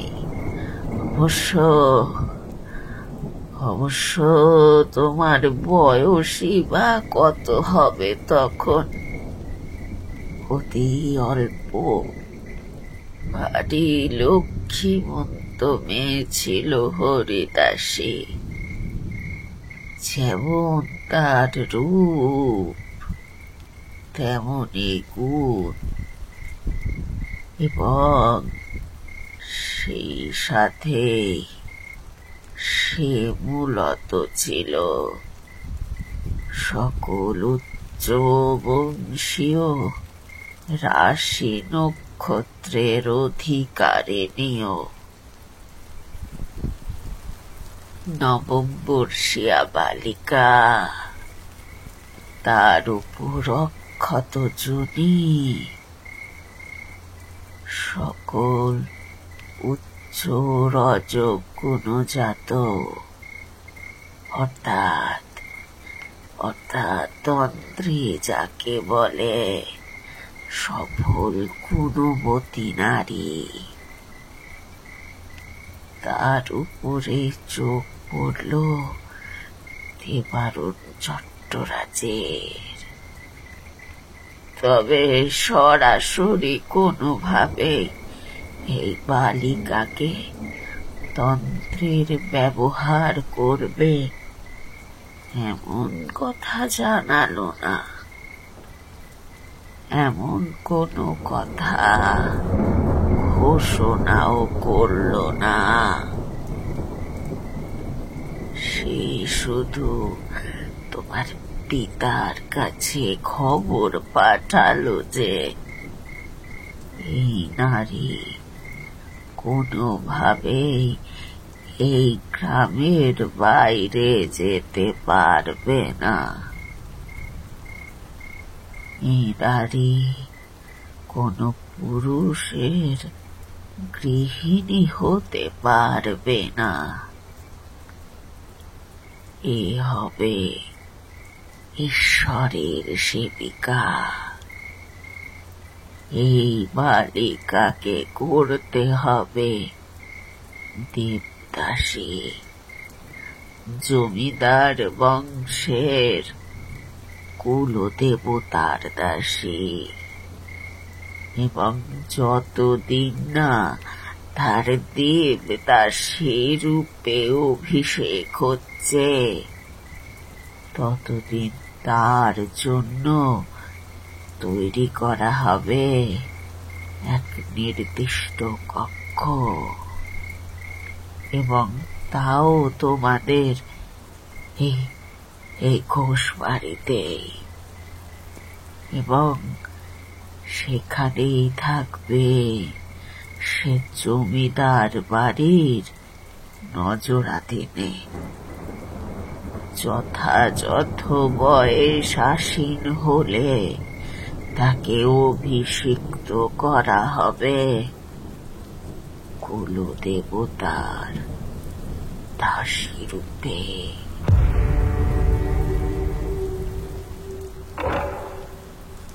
এতদূর পর্যন্ত বলে বৃদ্ধা থামলেন। একেই এত বয়স, তার উপর এতগুলো কথা একসঙ্গে উচ্চারণ করেছেন, কাজেই যে কিছুটা হাঁপিয়ে উঠেছিলেন সেটা বলাই বাহুল্য। এরপর বেশ কিছুটা সময় তিনি চুপ করে রইলেন। তারপর একটা দীর্ঘশ্বাস ফেলে বলতে শুরু করলেন আবার, তবে তবে ওখানেই শেষ হয়ে যায়নি। দেবারুণ চট্টরাজের অভিসন্ধির ফন্দি ফিকির জমিদার বাড়ির দেবারুণ চট্টরাজের ঘরের ঠিক সোজাসুজি ঘোষ বাড়িতেও নির্মাণ করা হলো এক কক্ষ, যার মাঝে রইল এক জলাভূমি। আজও অবশ্য সেই জলাভূমির সাক্ষী হয়ে রয়েছে সম্পূর্ণ এই গ্রামবাসী। আর সেই কালিমালিপ্ত স্থাপত্য আজও যেন তার অন্ধকারময় ইতিহাসের দাবি রাখছে বর্তমানে দাঁড়িয়েও।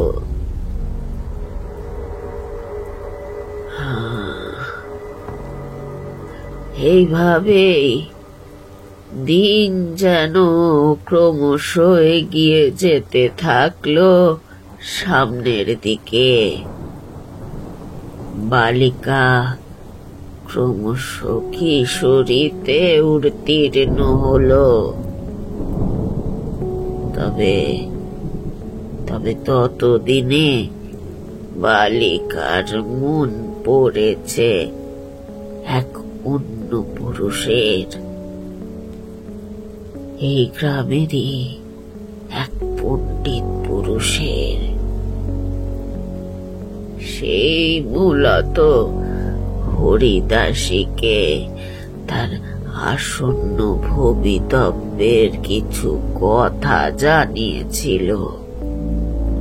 তবে তারা এটা জানতে পারেনি যে তাদের উপরেও নজর পড়েছে। ওই শয়তান দেবারুণ চট্টরাজের। আর তারপরে ঘনিয়ে এলো সেই অন্ধকারময় দিন।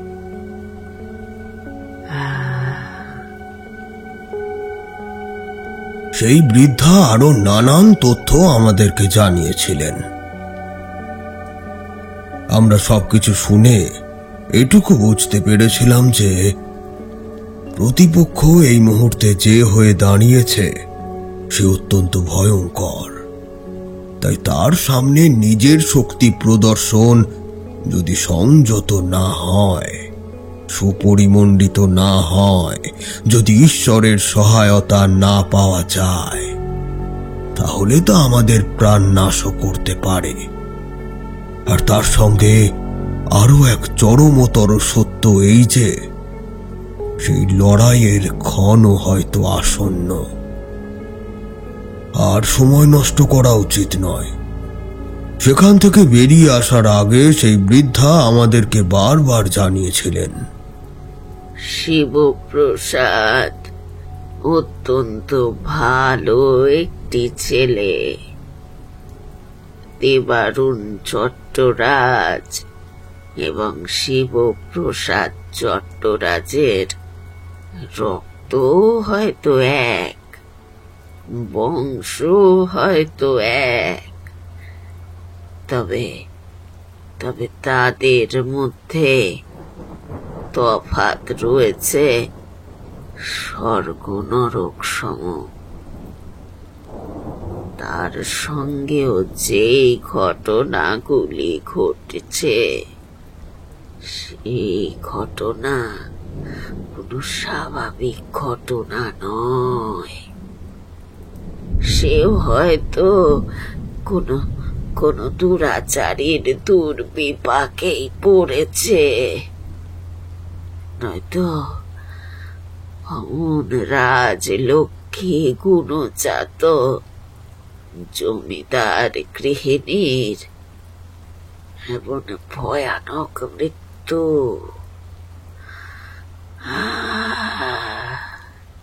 তাই তোমাদের কাছে আমার এইটুকুই অনুরোধ রইল বাছা,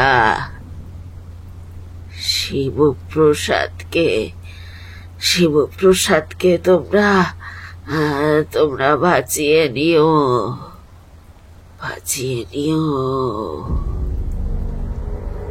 এরপর গুরু দ্বারা আমার কাছে যে নির্দেশ এসেছিল তা হলো দেবী মাতঙ্গীকে তুষ্ট করতে হবে, দেবী মাতঙ্গীর আশীর্বাদ লাভ করতে হবে। আর মাতঙ্গীর আশীর্বাদ লাভ করা তখনই সম্ভব যখন দেবীকে তান্ত্রিক ক্রিয়াচার দ্বারা পুজো করে তুষ্ট করা যাবে। তবে এই কাজ অতি সামান্য নয়, খুঁটিনাটি ভুলে প্রাণ নাশ করতে পারে। ফিরে আসলাম আবারও ঘোষ মহাশয়ের বাড়িতে। তবে তিনি আমার সঙ্গে এবার বাড়িতে প্রবেশ করার পরেই কেমন যেন কুঞ্চিত হয়ে গেলেন। সেই বৃদ্ধার বলা কথা অনুযায়ী যদি সেই প্রাচীন কক্ষ এখনো বর্তমান হয়ে থাকে, তাহলে সেই কক্ষ আর ভিন্ন কোনো কক্ষ নয়। যেই কক্ষে আমার অবস্থানের আয়োজন করেছিলেন তারা, সেই কক্ষই সেই প্রাচীন হিংস্রতার সাক্ষী রেখে যাওয়ার কক্ষ। আমি ওনার মনের ব্যাকুলতা বুঝতে পারি, তাই ওনাকে কিছুটা আশ্বস্ত করে বলি, দেখুন, যা হয়ে গিয়েছে তা অতীত। যতই তার সঙ্গে বর্তমানের যোগসূত্র থাকুক না কেন, এই যোগসূত্র হয়েছে অনাকাঙ্ক্ষিতভাবে। আপনার কথা এবং গ্রামের আরো যা দু একজনের কথা আমি শুনলাম, তাতে শিবপ্রসাদ চট্টরাজের হয়তো বর্তমানের এই পরিস্থিতি সৃষ্টি হওয়ার পেছনে কোনো ভূমিকাই নেই। তার থেকে বরং এমনটা ভাবা যেতে পারে, ওই জমিদার বাড়ির মধ্যেই এমন কোনো অনাকাঙ্ক্ষিত ঘটনা ঘটে গিয়েছে, যার কারণেই আজকে এই চরম দুর্ভোগের দিন আসন্ন। তাই আপনি শুধু আমাকে এটুকু বলুন যে জমিদার বাড়িতে প্রবেশের ভিন্ন কোনো পথ আছে কিনা। মূলত সোজা পথে সেই বাড়িতে এই মুহূর্তে প্রবেশ করা সত্যিই সম্ভব নয়। সেই পবিত্র আত্মাই এই মুহূর্তে শয়তানের দাস, এবং বহু বছর পরে তার মুক্তি ঘটেছে। তাই শক্তিও বৃদ্ধি পেয়েছে দ্বিগুণ পরিমাণে। তাই আমি যাই করি না কেন, ওই জমিদার বাড়িতে প্রবেশ করতে হবে অত্যন্ত সন্তর্পণে, গোপনে। কিন্তু এতে যদি আপনার কোনো বিপদ হয়ে যায় ঠাকুর, সেক্ষেত্রে আমরা যে কোনোভাবেই নিজেদেরকে ক্ষমা করতে পারবো না। আপনার হয়তো এই গ্রামে আসা অদৃষ্টের লিখন ছিল, তবে আপনাকে এই গ্রামে থেকে যাওয়ার আর্জি যে আমরাই জানিয়েছিলাম। প্রথমে আমরাই যে আপনাকে বলেছিলাম আমাদের এই গ্রামকে বিপদ মুক্ত করতে। এই গ্রামে যেই অমানিসা লেগেছে, সেই অমানিসা হতে আমাদের মুক্তি দিতে। তবে তখন যদি জানতাম এই অকাল অমাবস্যা ঠিক কোনো পিশাচিনীর আগমনের পূর্বাভাস, তবে বিশ্বাস করুন ঠাকুর, আপনাকে কোনো মতেই এই গ্রামে থাকতে বাধ্য করতাম না। আপনাকে যে তিনি হয়তো আরো কিছু বলছিলেন আমাকে, তবে সেসব কথার এতটুকুও আমার কর্ণগোচর হচ্ছিল না। মূলত সেই সময় আবারও সেই মাথায় ঝিম ধরানো বন্য ফুলের ঘ্রাণ আমাকে আচ্ছন্ন করে ফেলেছিল, এবং সেই সাথেই অদূর হতে যেন ভেসে আসছিল এক হিলহিলে ফ্যাঁসফেঁসে কণ্ঠস্বর।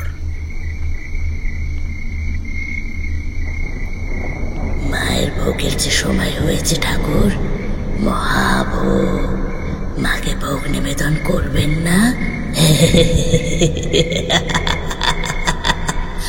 ভোগ, মহাভোগ। সে আহ্বান জানাচ্ছে আমাকে, বিজাতীয় স্বরে কি সব উচ্চারণ করে চলেছে।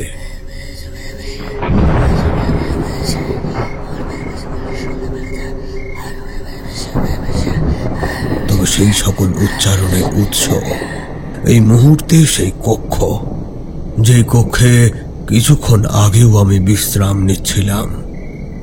একটু আগে ঘোষ মহাশয়ের সঙ্গে কথা বলতে বলতে গৃহে প্রবেশ করেছিলাম বলেই হয়তো জিনিসটা বুঝতেও পারিনি, আন্দাজও করতে পারিনি। তবে এখন অনুভব করতে পারছি ঘরের আলোগুলো ইতিমধ্যেই কেমন যেন ঝিমিয়ে পড়েছে। সেই ফুলের গন্ধে যেমন ভাবে আমি ঝিমিয়ে পড়ছি, কতকটা তেমন নিভু নিভু হয়ে আসছে আলোর জ্যোতি। এই মুহূর্তে এই গৃহে যেন তাদের কোনো প্রয়োজনই নেই।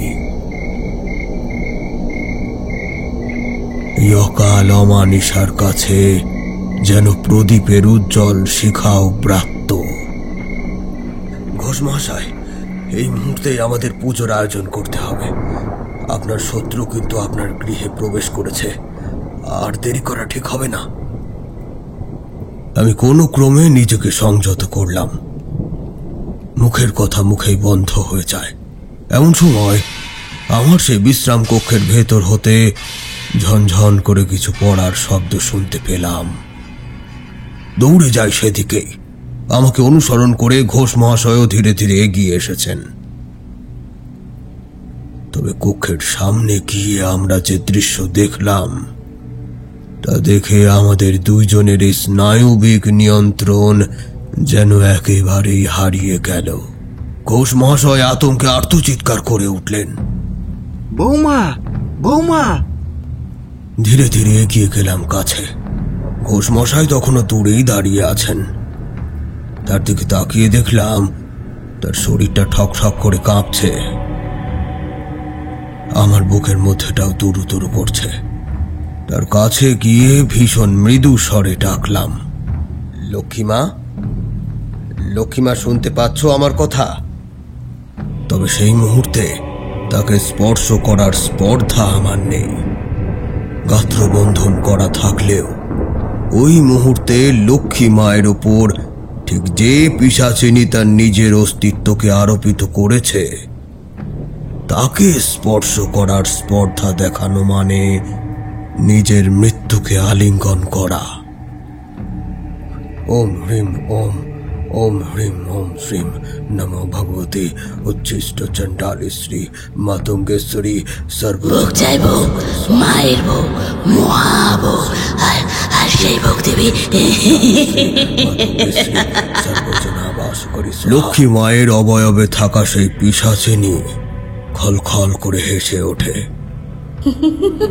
এক ঢাল ঘন শ্রাবণের মেঘ ধারার মতো আলুলায়িত কেশ রাশি লুটিয়ে পড়ে রয়েছে তার পিঠ ছাপিয়ে ভূমিতে। মাটির উপর আধ শোয়া আধ বসা অবস্থায় এক অদ্ভুত ভঙ্গি করে হেসে চলেছে সে।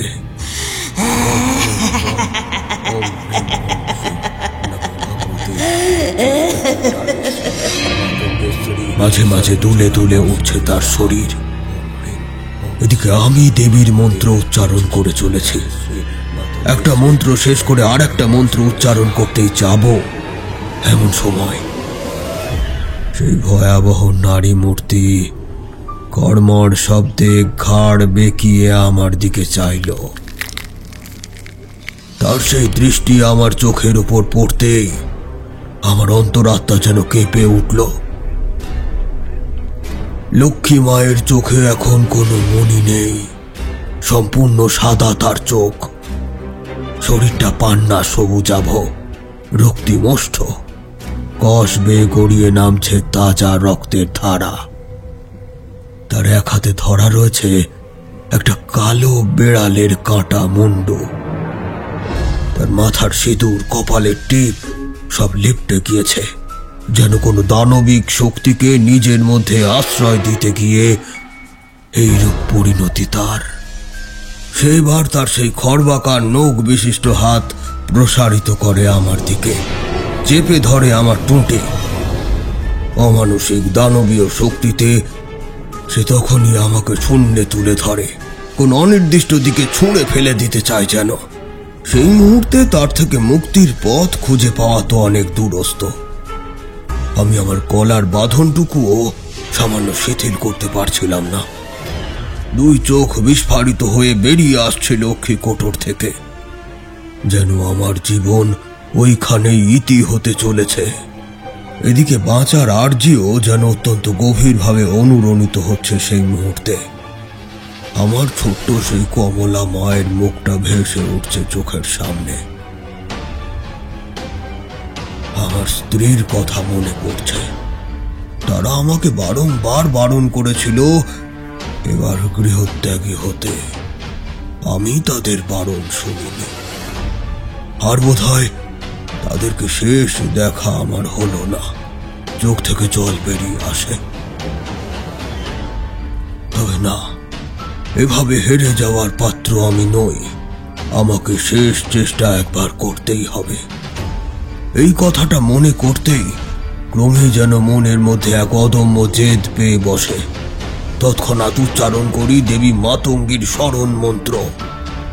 ওম হ্রিম ওম শ্রীম নমো ভগবতী উচ্ছিষ্ট চণ্ডালী শ্রী মাতঙ্গী শ্রী সর্বজন বাসকরী স্বাহা।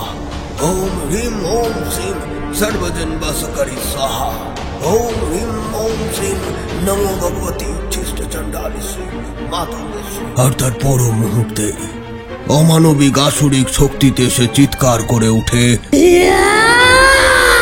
ছিটকে ফেলে দেয় আমাকে। ঘরের কোনায় যে তক্তপোষটা রাখা ছিল তাতেই গিয়ে লাগে আমার মাথার কোনা। মুহূর্তের মধ্যেই সে অংশ কেটে ঝরতে থাকে রক্তের ধারা।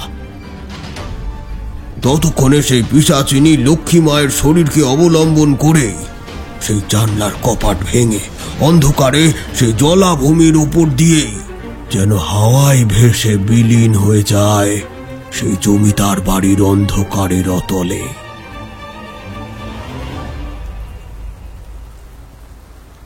ওদিকে ঘোষ মহাশয় এতক্ষণ যেন ঘোরের মধ্যে চলে গিয়েছিলেন। এবার তিনি চিৎকার করে বলে উঠলেন, বাঁচাও বাঁচাও, হে মা যোগাদ্দা, রক্ষা করো, মুক্তি দাও আমাদের, মুক্তি দাও, রক্ষা করো। এই বলে তিনি ছুটে আসেন আমার দিকে।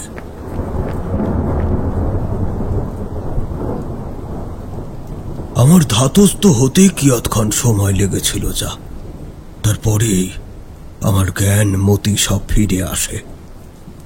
আমি ঘোষ মহাশয়কে বলি দেবী মা মাতঙ্গীর পুজোর প্রয়োজনীয় উপাচার বিধিগুলোর কথা, উপকরণ যা লাগবে সে সমস্ত তালিকা তৈরি করে দিই, আর দেরি করলে চলবে না।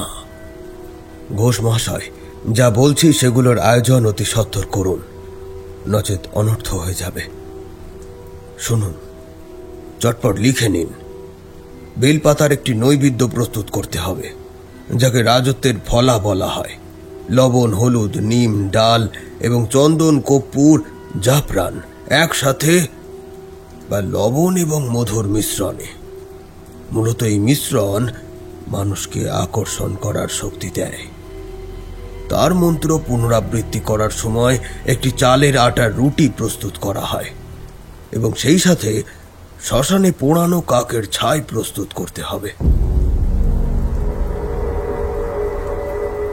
তারপর কেটে যায় 2টি প্রহর। পূজার উপকরণ সকল কিছুই ইতিমধ্যে জোগাড় করে নিয়েছি, তবে দেবীর পুজো ঠিক কোন স্থানে করা হবে সেই আশঙ্কাই মূলত তখন আমার মস্তিষ্কে। তবে কেবলমাত্র সেই চিন্তায় যে আমার মধ্যে দ্বিধার সঞ্চার করছে এমনটা নয়, সেই সাথে আর একটি বিষয় আছে যা আমাকে অত্যন্ত ভাবিত করছে। মূলত যদি 50 বছর ধরে কোনো অপশক্তি বন্দী অবস্থায় থাকতে পারে, তাহলে এতগুলো বছর পরে তার মুক্তি হলো কিভাবে, আর কিভাবেই বা সে অভিশাপ মানুষের উপর নেমে আসতে শুরু করলো, আর জমিদার গিন্নিরই বা মৃত্যু হলো কেন? এই কথাগুলি উদাস নয়নে ভাবছি বসে। ঠিক সেই মুহূর্তে সেই ঠান্ডি হারু মিত্তিরকে নিয়ে এসে প্রবেশ করলেন ঘোষ বাড়িতে, এবং কোনো ভূমিকা না করে তিনি মিত্তির মশাইকে নির্দেশ দিলেন সকল কথা বলার জন্য। ওনার কথা শুনে মিত্তির মশাই দ্বিধা কুণ্ঠা ভুলে বলতে শুরু করলেন,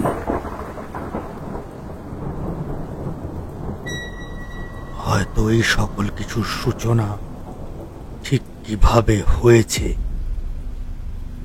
তা আমার জানা।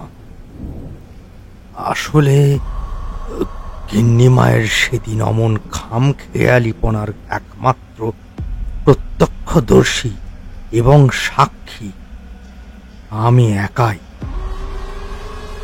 সেই দিন তিনি ঝোঁকের বশেই মূলত কামার ডাকিয়ে ওই প্রাচীন সিন্ধুকের চাবি তৈরি করিয়েছিলেন। তারপরেই ওই সিন্ধুক তিনি খুলে ফেলেছিলেন এবং সেখান থেকে বার করে এনেছিলেন এক অপূর্ব অষ্টধাতুর দেবী মূর্তি, যা দেখতে স্বয়ং বিদ্যার দেবী সরস্বতীর ন্যায়। তবে দেবীর শান্তরূপ কিন্তু সেখানে এতটুকু প্রতিফলিত হচ্ছিল না, বিপরীতে ছিল দেবীর এক অন্য রূপ। মিত্তির মশাই আরো অনেক কিছু বলে যাচ্ছিলেন, তবে আমি আর কিছু শোনার প্রয়োজন বোধ করিনি। ততক্ষণে আমি স্থির করে ফেলেছিলাম পুজো ঠিক কোন স্থানে করব। বলা ভালো, 2-2 4ও করতে পেরেছিলাম, এবং অত্যন্ত কঠোরভাবে ঘোষ মহাশয়ের বাড়ির প্রত্যেককেই বলেছিলাম 1 প্রহরের জন্য বাড়ি ত্যাগ করতে। তবে সেক্ষেত্রে নরহরিকে আমার প্রয়োজন ছিল, যেহেতু সেই অপশক্তির বীজ রয়ে গিয়েছে এই বংশের ভূমিতেই, আর সর্বোপরি সেই অপশক্তি নরহরির স্ত্রীকেই ধরেছে। তাই স্ত্রীর সাধারণ অবস্থা ফিরিয়ে আনার জন্য প্রয়োজন তার স্বামীর পবিত্র রক্ত আর একটা গুপ্ত বস্তুর। তো আমার পরিকল্পনা নরহরিকে বলতেই সে এক মুহূর্তও ভাবেনি, লেগে পড়েছিল আমার সাথে কাজে।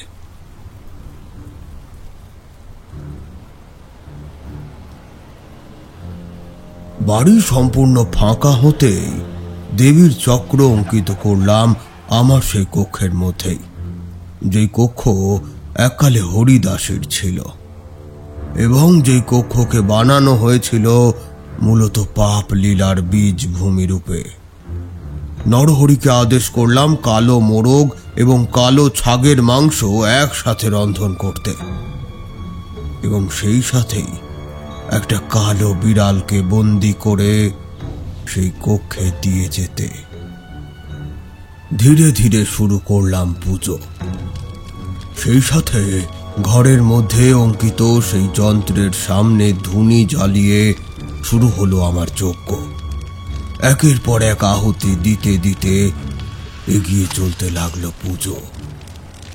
আর যতই এগোতে থাকলো ততই যেন চারপাশের পরিমণ্ডল বদলে যেতে শুরু করলো। বাড়িটাকে ঘিরে প্রকৃতিতে নেমে এলো এক ঘোর অবর্ণনীয় নারকীয় অন্ধকার।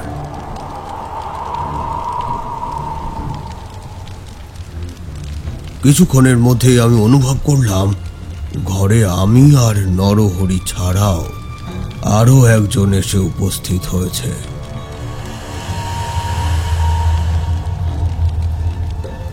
ঘরের মধ্যেই উঠেছে এক প্রবল ঝড়। সেই ঝড় যেন যজ্ঞের আগুনটাকে নিভিয়ে দিতে চায়। সেই সাথে ঝড়ের বাতাসে ভেসে বেড়াচ্ছে এক তীক্ষ্ণ হাসির শব্দ।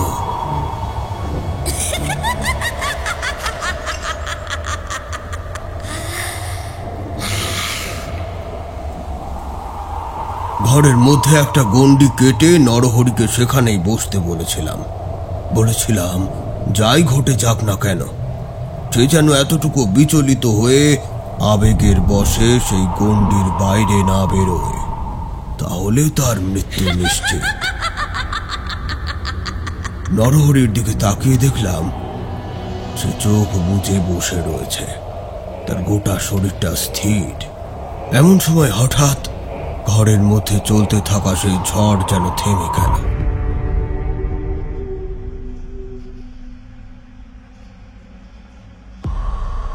চারপাশ আবার স্বাভাবিক, তবে আমি কিন্তু ততক্ষণে বুঝে গিয়েছি এ কোনো মায়াই হবে, তাই মন্ত্র পড়া থামায়নি। ঠিক এক মুহূর্ত পরিবেশ সেই রকমই স্তব্ধ থেকে হঠাৎ একটা দমকা হাওয়া উঠল, আর সেই প্রবল বাতাসের দাপটে দপদপ করতে করতে যজ্ঞের আগুনটা এবার নিভে গেল।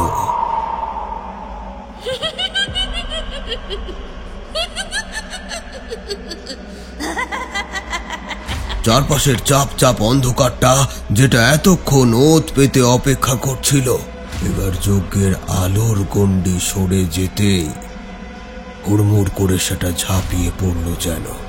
সে এমনই কালো ঘন অন্ধকার যে খালি চোখে আর কিছুই দৃষ্টিগোচর হয় না।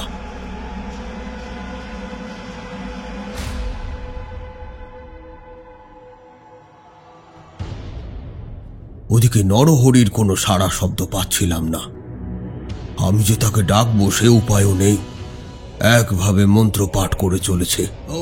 মন্ত্র থামালে যে মৃত্যু ঘটতে পারে ততক্ষণে সেটুকু বুঝতে পেরেছি, তাই প্রাণপণে চোখ বুঝে মন্ত্র পাঠ করে চললাম। এমন সময় চোখ বোঝা অবস্থাতে যেন অনুভব করতে পারলাম যজ্ঞের আগুনটা আবার যেন একটু একটু করে জ্বলে উঠছে। সঙ্গে সঙ্গে চোখ খুললাম, দেখলাম না, আগুন জ্বলেনি, তবে একটা ক্ষীণ শিখা খুব হালকা ভাবে যেন একটু একটু করে মাথা তোলার চেষ্টা করছে। তবে চারপাশের ঘূর্ণিঝড়ের জ্বালায় সেও ঠিক করে মাথা তুলতে পারছে না। তবে সেই ক্ষীণ আলোতে আমি যা দেখলাম তাতে আমার হাড় হিম হয়ে গেল। দেখলাম এক অদ্ভুত দৃশ্য। যজ্ঞকুণ্ডের সামনে যে যন্ত্র ইতিপূর্বে আমি এঁকেছিলাম তারই ওপর এক অদ্ভুত ভঙ্গিমায় বসে রয়েছে লক্ষ্মী মায়ের সেই বিভৎস প্রেত রূপী দেহটা। বিবস্ত্র উলঙ্গ তার শরীর, মাথার চুলগুলো সারা শরীর জুড়ে বিন্যস্ত, সেগুলো যেন থেকে থেকে সাপের মতো ফনা তুলছে। আর সে কর্মর কর্মর শব্দে ঘাড় বেঁকিয়ে বেঁকিয়ে আমাকে যেন দেখছে। তার মুখে একটা অদ্ভুত হাসি। এখানে একটা ব্যাপার একটু বলে রাখি, যেখানে যন্ত্রটা আঁকা হয়েছিল সেই স্থান আর আমার মধ্যে ছিল কেবলমাত্র যজ্ঞকুণ্ড। তো সেই সময় যজ্ঞকুণ্ডের আগুন প্রায় নিভে গিয়েছে। প্রায় বলবো কেন, পুরোটাই নিভে গিয়েছিল, ওই কেবলমাত্র একটা ক্ষীণ শিখা ছাড়া। আর ওই পিশাচ মূর্তি বসেছিল ওই যন্ত্রটার ওপর, অর্থাৎ সেই মূর্তি আর আমার মধ্যে কেবল ওই নিভে যাওয়া যজ্ঞকুণ্ড।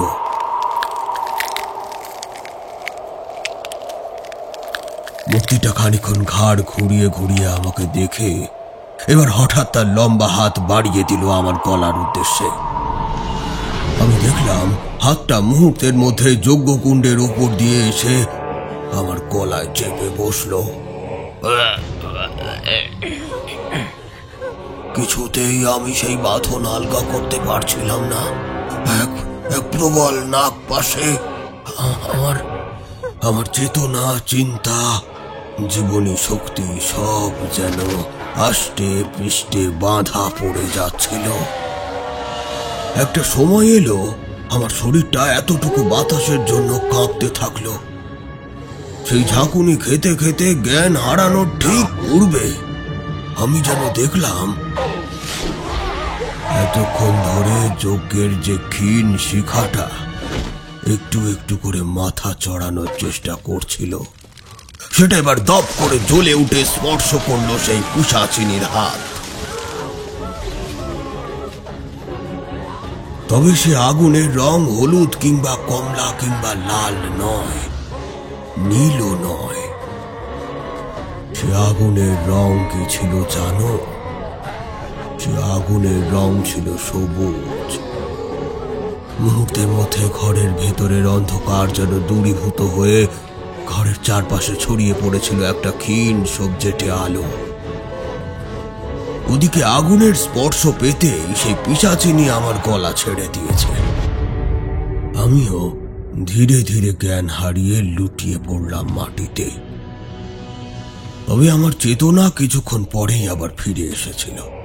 ধর্মর করে উঠে বসে দেখি ঘরের চারপাশ একেবারে স্বাভাবিক, কোথাও অস্বাভাবিকতার এতটুকুও লেশ নেই। যজ্ঞের আগুনটাও দিব্যি হলদে শিখায় জ্বলছে, আর তার আলো ছড়িয়ে পড়েছে ঘরের মধ্যে। ওই তো গণ্ডির মধ্যে এখনো চুপচাপ বসে রয়েছে নরহরি। ততক্ষণে আমি বুঝে গিয়েছি কোনো ঐশ্বরিক শক্তি নিশ্চয়ই আমাকে সহযোগিতা করেছিল, না হলে আবারও স্বাভাবিক অবস্থায় ফিরে আসা সম্ভব ছিল না। আমিও তাই আর দেরি করি না, পুনরায় শুরু করি পুজো। এরপর আরো নানা বাধা আসে। সেই অপশক্তি খুব সহজে কিন্তু মুক্তি দিতে চায়নি লক্ষ্মী মায়ের আত্মাকে। লক্ষ্মী মাকেও সে সাথে করেই নিয়ে যেতে চেয়েছিল, সেই সাথে উজাড় করে দিতে চেয়েছিল সম্পূর্ণ গ্রামকে, যে গ্রামকে একদিন সে অত্যন্ত ভালোবাসত।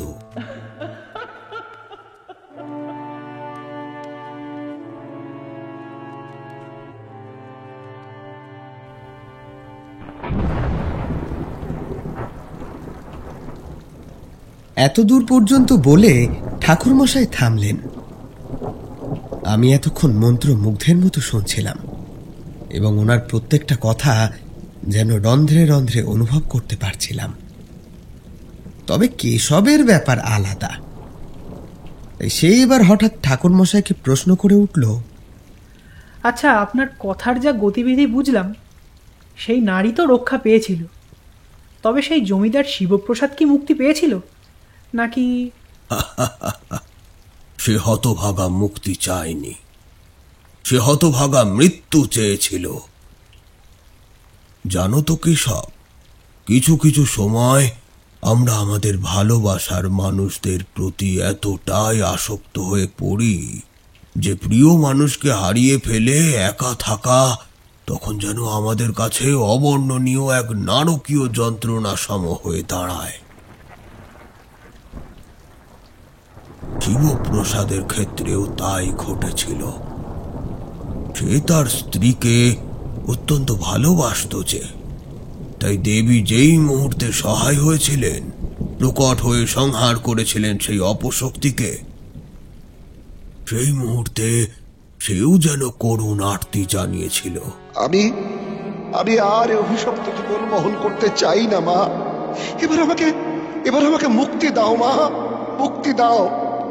আমার জীবন ধারণ মানেই যে সেই চট্টরাজ বংশের অস্তিত্বকে জিইয়ে রাখা।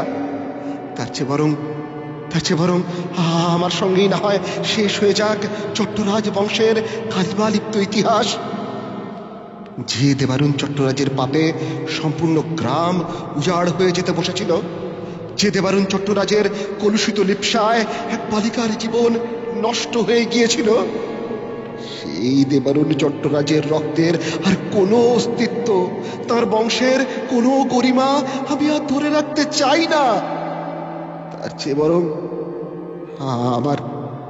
আমার মৃত্যুর মধ্যে দিয়েই না হয় হোক এই চট্টরাজ বংশের পাপের প্রায়শ্চিত্ত। স্বেচ্ছা মৃত্যুকে আলিঙ্গন করেছিল শিবপ্রসাদ। দেবী মাতঙ্গীকে অনেক ক্ষেত্রে অপদেবীর শিরোমণি চূড়মণি হিসেবে অভিহিত করা হলেও সেই দিন যদি দেবী মাতঙ্গী সহায় না হতো, তাহলে হয়তো কোনো মতেই ওই গ্রাম লক্ষ্মী কিংবা ওই গ্রামের মানুষগুলোকে রক্ষা করা সম্ভবপর হতো না। আসলে সব দেবতারই একটা শান্ত আর একটা রুদ্র রূপ থাকে। সেই দিন সেই তান্ত্রিক দেবীকে আমরা শান্ত রূপেই প্রকট করতে সফল হয়েছিলাম, আর তাই হয়তো সকলকে রক্ষা করা গিয়েছিল। এরপর ঠাকুর মশাইয়ের সঙ্গে আমরা আরো বেশ কিছুক্ষণ কথাবার্তা বলেছিলাম। তারপর বেরিয়ে এসেছিলাম তার বাড়ি থেকে। তবে বের হওয়ার সময় হঠাৎ করে কেশব কেমন যেন অদ্ভুত আচরণ করছিল। সে বলছিল, এই রামতনু, কেমন একটা অদ্ভুত ফুলের গন্ধ পাচ্ছি। এই যে পাসিং শোয়ের থেকেও বেশি নেশাগ্রস্ত করে তুলতে পারে মানুষকে। এই, তুমি পাচ্ছ না? কই না তো। আচ্ছা, এ আবার সেই বনফুলের গন্ধ নয় তো? যেই বনফুলের গন্ধ ঠাকুরমশাই সেই গ্রামে গিয়ে পেয়েছিল। তবে কি সেই পিশাচিনী আবার আসলো নাকি এইখানে? হ্যাঁ? কেশব তার কথা শেষ করতে পারে না। খুব কাছেই কোথাও একটা খুব জোরে বজ্রপাত হয়।